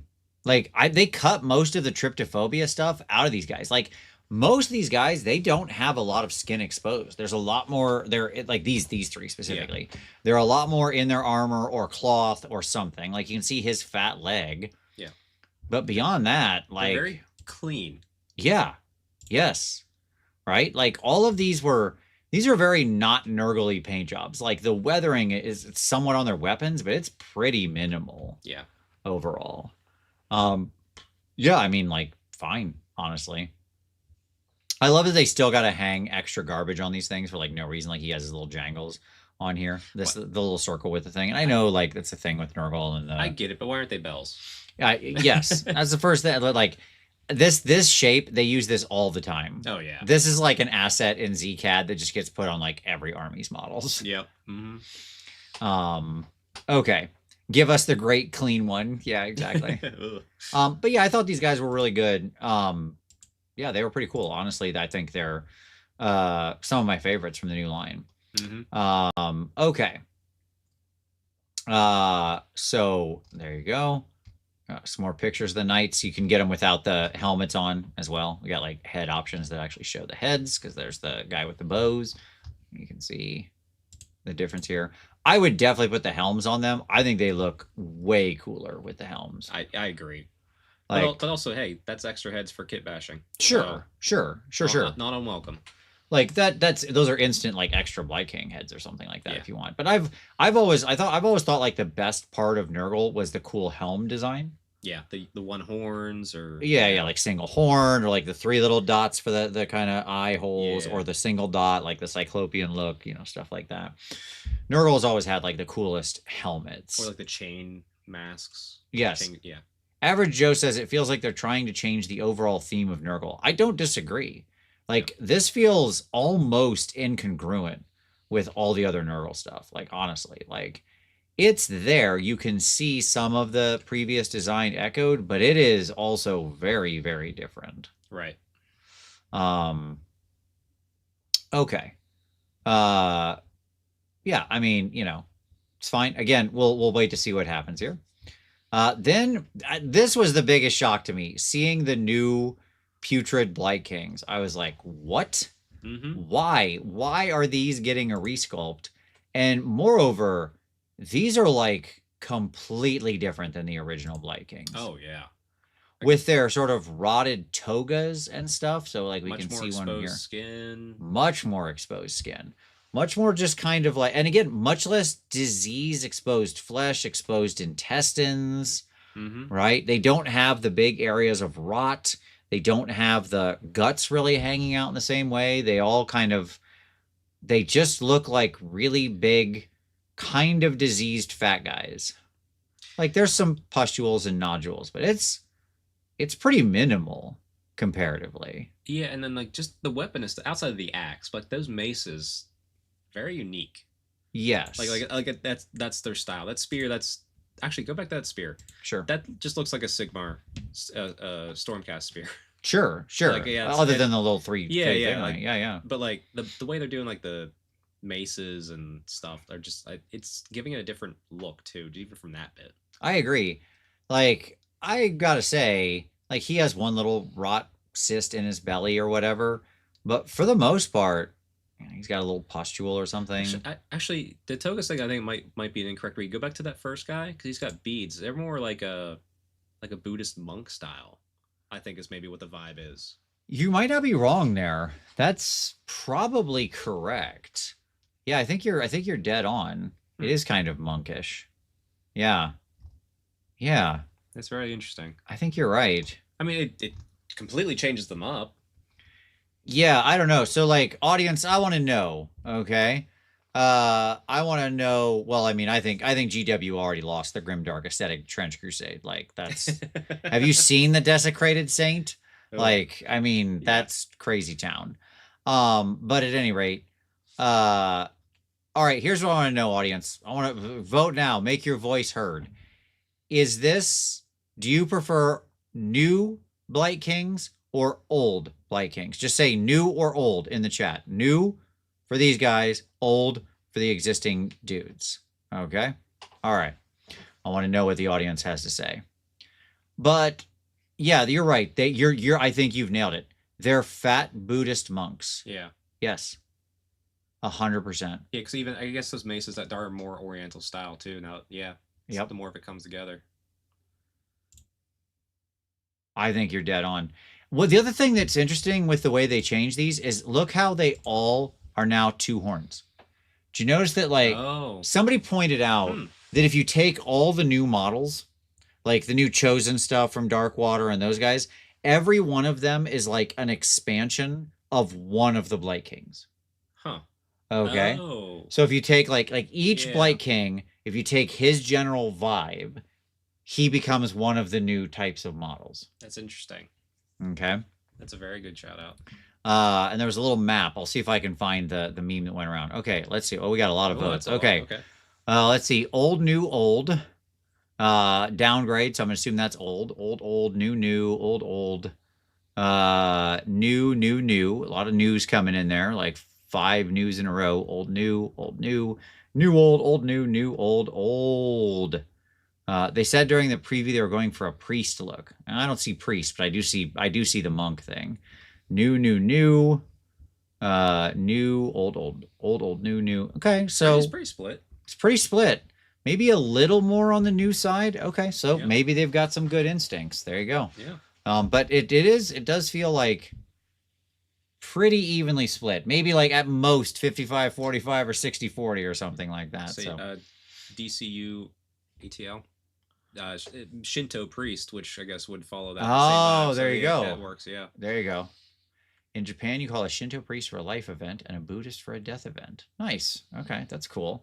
Yeah, it could be. I could be drawn on both those aesthetics. And Nurgle views it as life, not death. That's a good point. So.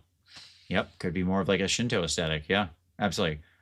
Yes, I understand. I'm just saying, like when they say priest, they're English people. That's not normally what they would mean. But yes, I get it. I understand that. Okay.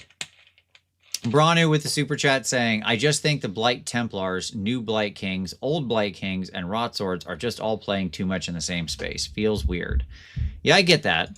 It does feel like a lot of the same aesthetic playing very close to each other. So yeah, it was interesting that these all had the 2 horns, similar kind of design, right? Mm-hmm. Whereas on the old Blight Kings, there was one guy that had 2 horns. Right. There was one guy that had 1 horn. And if you notice, those other dudes we looked at, the dudes from the first thing, they all had one horn. Yep. Right? So... Personally, I am a fan of this direction. I know you said it's kind of playing the same place, but I kind of like that it's just different variants of that old aesthetic. I don't like it's working for me, even though I'm not a Nurgle fan, but they did this with Daughters of Cain. Sure. I would be just as happy buying that new stuff. I think what I'm saying is I think if the Daughters of Cain all became like Shinto monk inspired like fat 100% people wielding big weapons. Yeah, but like adjusting it slightly and making it new, I wouldn't be upset. So I think Nurgle, if you're a Nurgle player, I feel like you're not unhappy. Sure. Maybe you don't find a need to buy some of this stuff right away, but like I think you're going, oh, this is great. Sure. I think that like here's what I'll say.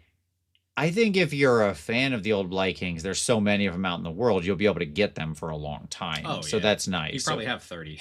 Yeah, if you want the old aesthetic, you're not going to be hurting for them. There you go.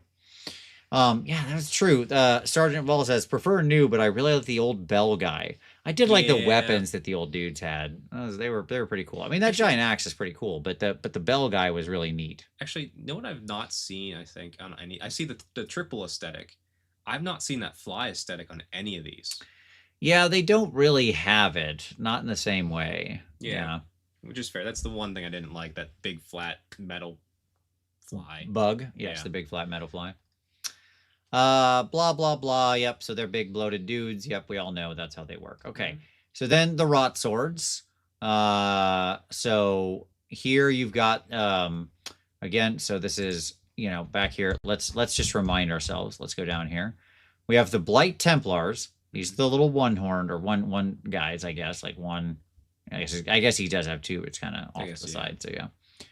So then we get the rot swords, and the rot swords haven't like rod swords are warriors trapped in a constant state of spasming and twitching, their reeking bodies hot to the touch and covered in the sweat of a terminal ague. What a fun word. Yeah, it's a new word. Yes. So rod swords are the oddly belligerent and hasty for followers of Nurgle and relish wading into the thick of combat. They have yet to burst out of their armor. So again, like this is what I'm talking about. Like, yes, these dudes are like all skin. Like we saw a lot more skin here, but here they're completely armor clad. Yep. These dudes completely armor clad, basically. Like we have guts in one guy. They have almost no skin other than like a tiny bit of tentacle. All right. So you just get a lot more heavily armored guys here, right? Yeah. It's almost like we're seeing the whole life cycle of a Nurgle worshipper. Right. Through his rise to being a demon prince, I suppose. And I assume, by the way, these guys are Chaos Warrior equivalents. Yeah, and just a little faster, a little less defensive. Maybe good armor, no ward or something. Right. Well, I mean, who knows? Like Nurgle, who knows how the ward's going to work whenever this new book comes out. But like it does feel like these are going to be our Nurgle Chaos Warrior equivalents, the equivalent of like Blood Warriors over in Khorne. Yeah. Because we get 10 in the unit, right? They're not as far along, and so they haven't like busted out of their armor or whatever, right? They're supposed to be faster. So that feels to me like what we're going for with these guys. I'll say, I like these dudes. I think the aesthetic's pretty good. I like the heavy use of the like little circular chains. Yep. That's nice. The like metal pieces. Most of them have some version of that all around. Yeah. So looking at this too, because with Festus returning, he was always, I guess, the mortal. Seems like, so this is just, we're just seeing the mortal side in full, I guess. Sure. Yeah. Kind of really building out. Because like, if, we'll talk about it in a moment, but you really can see like the progression. Yes. As somebody said, literally Pokemon evolution stages. Yeah. So there you go. Okay. So yes, then we have the Pestigors, who these are so completely different. Yes. Than the other guys. Like, look at these two walking nightmares with like this hole in his chest and all this crazy stuff going on, right? All the cysts. Yeah, like versus they're still not super diseased. Like, admittedly, their flesh is still pretty intact, I'll say, but it's present. Right. It's present. Yeah. Versus these guys, where are they at? There they are. That does not even look like the same. How is that the same unit as this? I know.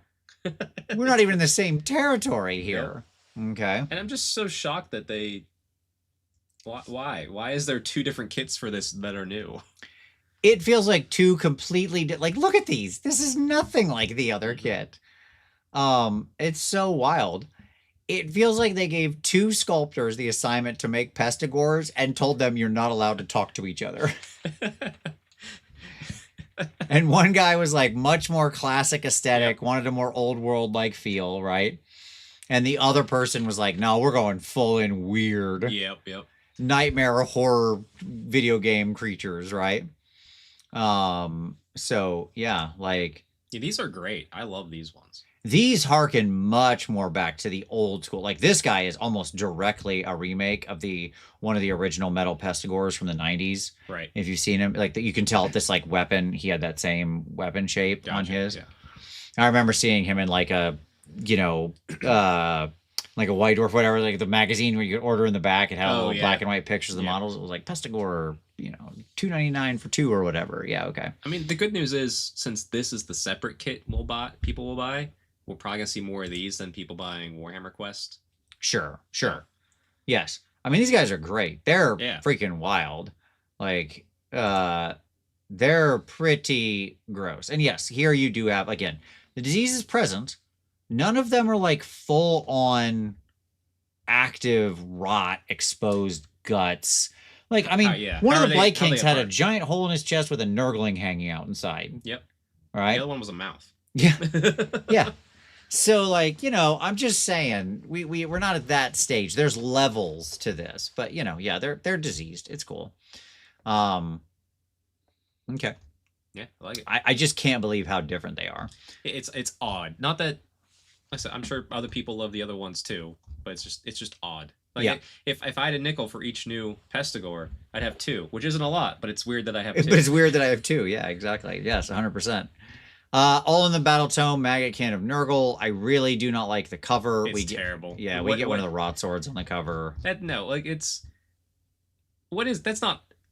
just cover up the Maggot Can and be like, I don't know what this army is. Like, yeah, that does not scream Nurgle. No, it does not. Like, other than if I went into Photoshop and just like turned this armor a different color, right? Yep. It would not feel very Nurgly. That's No. all I'm saying. So yeah. Okay. As usual, I mean, the covers in this edition are not going to be a thing people look back on favorably. No. I'll say that. Okay. The giant says less is more. The mouths and tentacles and Nurglings everywhere is just way too much. Yeah, I mean, I get it. That's fine. Sure, yeah. If that's not your jam, that's not your jam. I always just thought it was like very Nurgly to show like just how insane it was. But you know, hey, there you go. Mm-hmm. Does the cleaner look of the newer models affect your opinion of how easy they are as a faction to paint? I've always thought Nurgle, not really. I mean, I think this is actually easier still. But I've always thought Nurgle was like a pretty relatively easy army because you don't need to be clean with it. Right. You can just get messy. You can get dirty, right?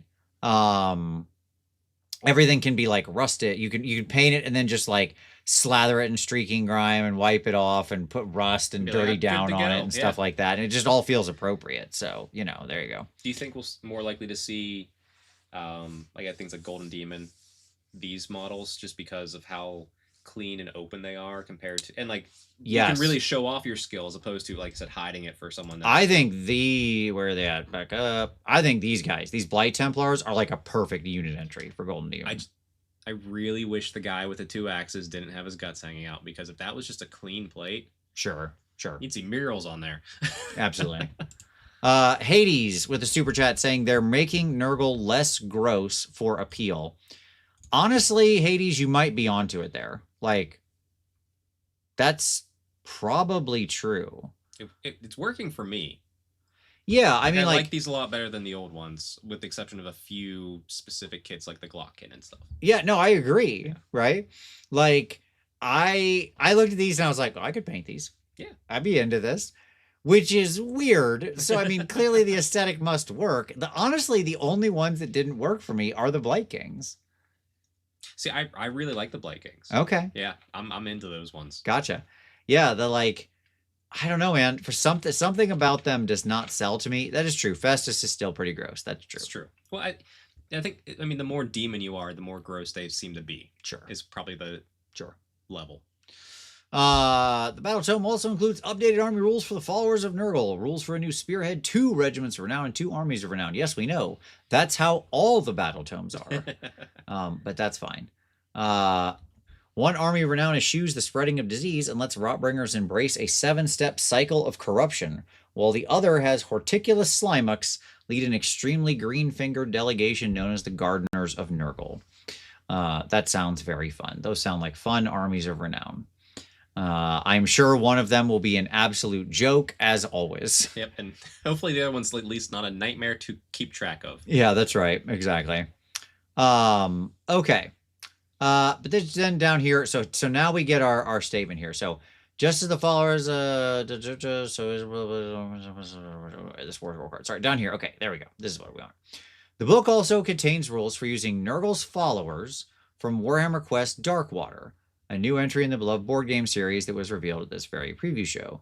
Gelgus Pust, his court of supporting characters, the Cankerborn, and the Pox Wretches all join the Carnival of Corruption with their own war scrolls and standalone boxes that will be released at a later date. Okay, so we're getting the Pox Wretches, right? So the little dorks. Yep. to fill out the mortal side. Yep. Right? They're our equivalent. So they're filling in, like, we literally just mimicked the Khorne release. Right. Mortal side, right? So now we have our Blood Reavers. We have our Blood Warriors, right? Or in the old world, we have our, yes, exactly. We have our like, to mimic the or to go back to Slaves of Darkness, we have our Marauders or whatever, right? Then we have our Chaos Warriors. Mm-hmm.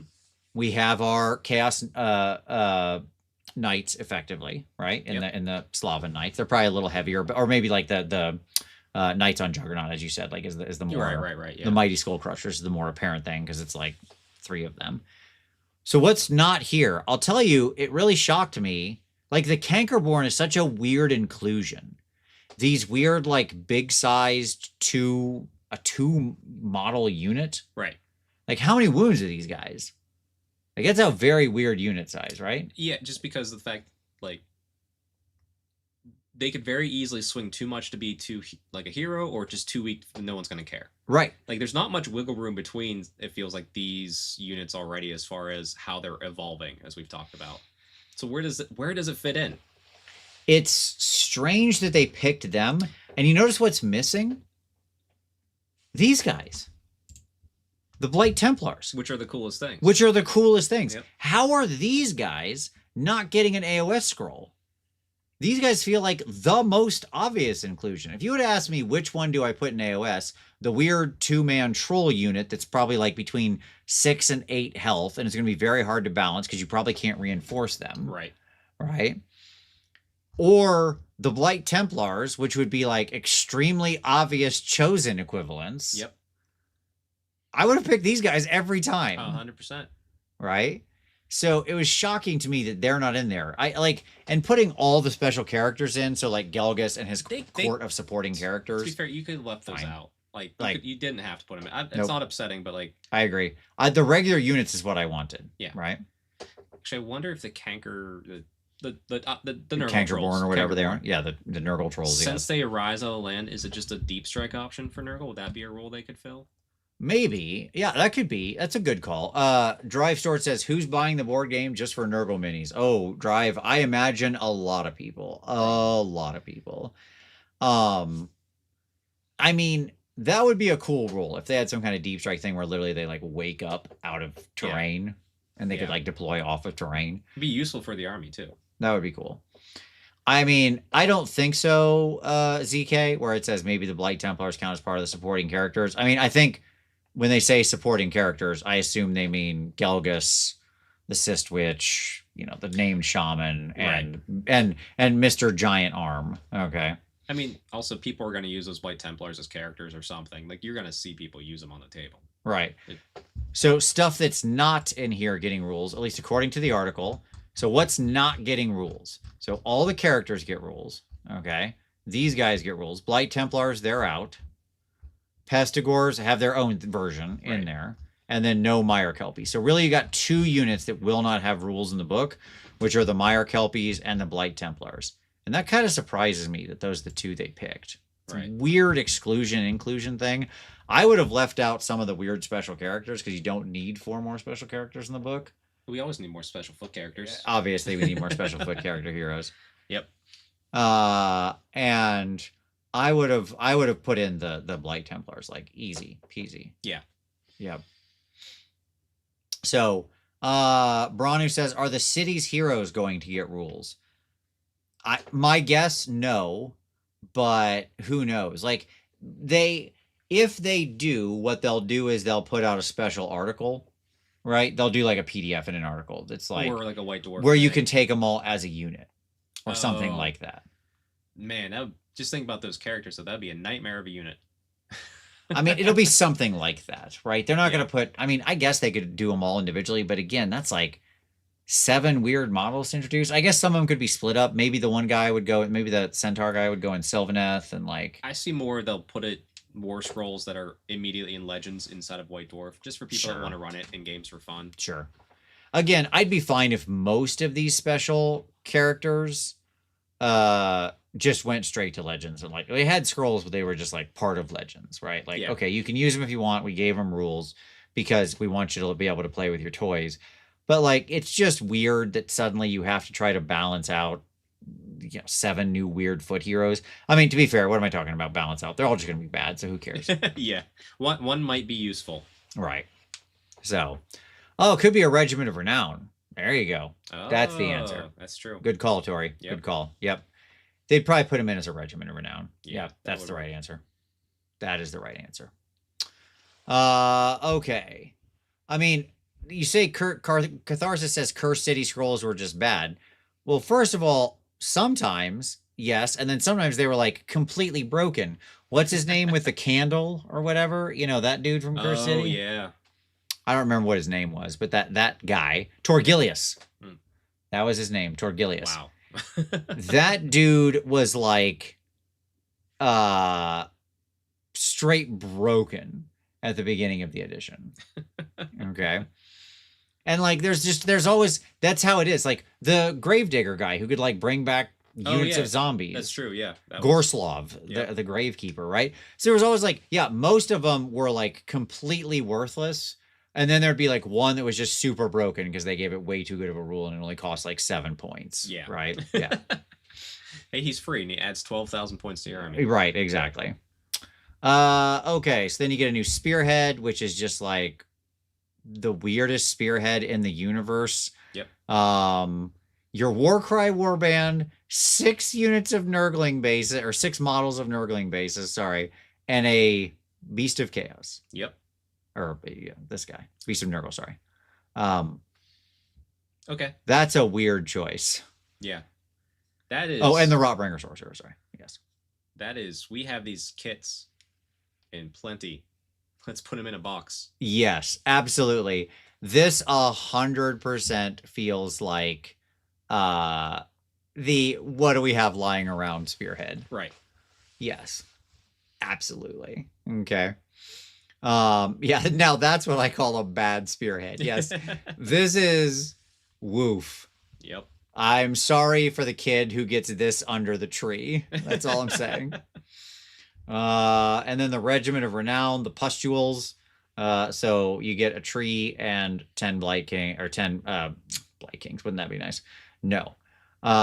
You get the Scribner and a unit of Plague Bearers and a tree. Is this the first time we've seen terrain, technically, inside of one of these boxes? Inside a Regiment of Renown? Yeah. Yeah, I think so. That's I think so. I mean, okay, the trees are super tryptophobia for me. They're very That's bad. fine. We'll keep going. Okay, and then the Path to Glory book. That's right. I'm excited here. Okay. Path to Glory, Blighted Wilds. With Gairan under threat once more, Path to Glory of Blighted Wilds is here to provide new ways to play narrative games in Theria. Among the greatest of the Jade Kingdoms, Theria is beset by a stream of relentless and unnatural pollution. Will you fight to drown the land in filth or save it from the maggot kin of Nurgle? So there you go. 12 new battle plans, 3 new battle scar tables, 4 new paths, plus heroic traits, artifacts of power, spell lore, and prayer lore to give you more ways to customize your force. So, yeah, there you go. It's fun. It's kind of neat. You can create little shrines and strongholds just like you'd create a custom hero. I like that. Mm-hmm. I feel like I really don't.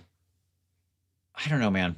Path to Glory is weird because I just talked about how much I loved a more narrative and immersive experience, and yet for the life of me, I cannot get into Path to Glory. It just feels like too much. The problem with it is they kind of sell it as in, hey, you can start your Path to Glory and play other people's Path to Glory. You're like, oh yeah, it's like a pickup game. Like you really need to get a group of folks who are this is regular. What we're gonna do. Yeah, exactly. If I had like 3 other people, part of the problem is like my group of people, my little club that gets together, none of them are interested in a Path to Glory style campaign. Yeah. Right. And like, if I had 3 other people who like regularly wanted to play Path to Glory, right, I would read and get into it. Right. I would, because then I'd be like, yeah, I'm down for playing a campaign. Like I love doing campaign for, for like Mordheim and stuff back in the day. Yeah. Yeah. We even did like a full campaign in Warhammer Fantasy, like a true map. You remember when the General's Handbook, we did like the full map campaign after that. Mm-hmm. So, or the General's Companion or Compendium, I think is what it was called. Yeah. General's Compendium. At any rate, Yeah, I don't know, but like I'm glad it's there.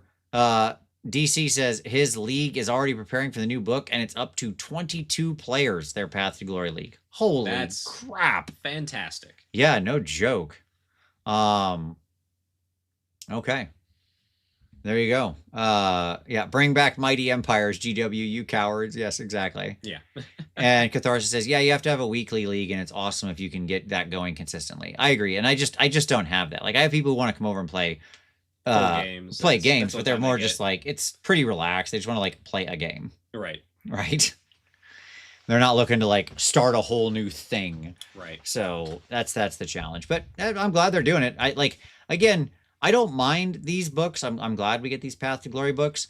I'd kind of rather we got more general, larger narrative books that also sure. had a Path to Glory section in it. Instead of Path to Glory being the focus, you want a narrative story. Yes, And, I want like and also here's Path to Glory. right. I want like this is what's happening right now in Guyran, that narrative book. It has a couple new armies of renown in it. For like basically I want arcane journals. That's what I want. Arcane journals. I just want arcane journals. That's all it is. We could talk around it, but I'm just going to describe an arcane journal. So yeah, there you go. That's fair. But still, it's nice to see something that's not just another battle tome. Mm-hmm. At the very least.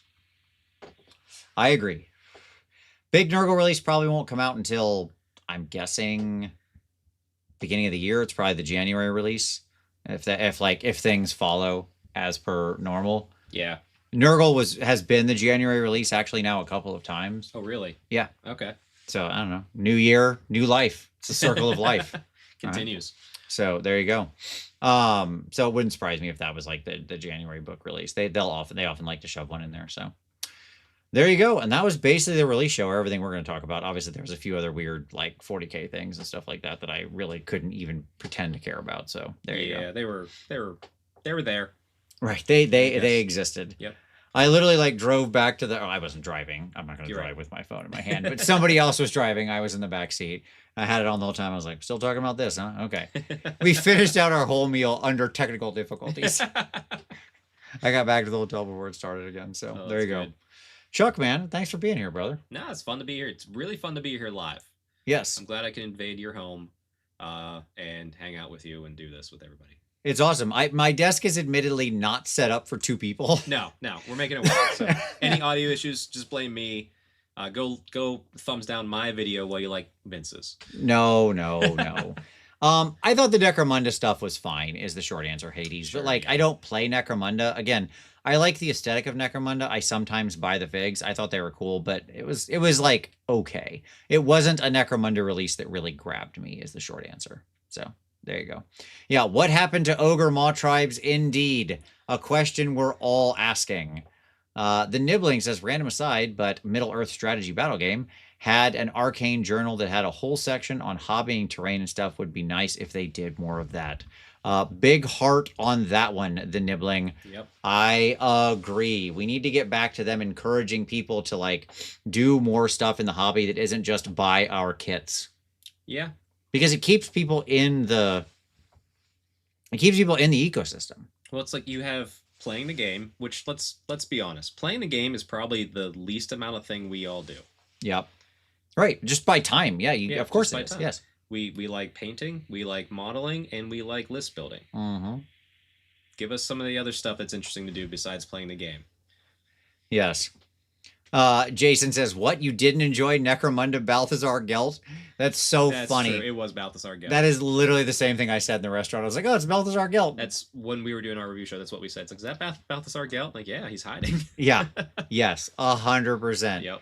Because I still remember reading the story back in the 5th edition Empire book where he took over as the High Wizard because it had been Fire Wizards like multiple times in a row before that. Yeah. And he was a Gold Wizard. And I remember the story where the dude got frustrated with him just like putting up defense and putting up defense and putting up defense and countering the spells. And finally he's like, all right, well, you can't counter this. And he just like unleashes this like massive gout of fire. And Gelt just turns the whole thing to gold and it like traces back into him through the fire and turns him to gold. And I was like, hell yeah. Yep. This is my guy right here. Okay. Oh yeah. So yeah, there you go. Yes, he is very old. That's right. Yeah. Absolutely. All right. Well, thank you all so much. Thank you to everybody. Don't forget to hit like and subscribe and do all that stuff on the way out if you haven't already. Don't forget, this Friday, the new issue of Snarl releases, Snarl 2025. It has our new game Chrome Rangers in it, the one-on-one 28mm mech fighting game. So if you like Gundams, if you like Imperial Knights, anything like that, and you've taken those giant robots and you want them to get in a fight, if you want to fight with your toys, you got a way to do so. It's also going to have some add-on content for Death Wizards in it as well. So do you like rolling dice and making choices? If you like rolling dice and making choices, boy, is this a game for you. That's right. Sold. There you go. So check it out. You'll see more about it. We'll announce it this Friday. Watch this space. Subscribe up. You'll see all the announcements on the video. We're actually going to talk about it on the show next week. So come back and check that out. Hey, Chuck, thank you again, brother. It's good to have you here. Pleasure to be here. All right. For all of you out there, thank you so much for watching. We really do appreciate it. It's great to have you here. Thanks for everybody who super chatted, who kept the conversation going. It was great to see all the feedback. Appreciate it all. If you've got any questions about anything we did, check down in the or drop that down in the comments. Don't forget to hit the affiliate links and everything down there to pick up your hobby supplies if you're going to be working on new Nurgle. And check out Snarl 2025 and Chrome Rangers this Friday. Thanks, everybody. See you next Wednesday. And as always, start rolling dice.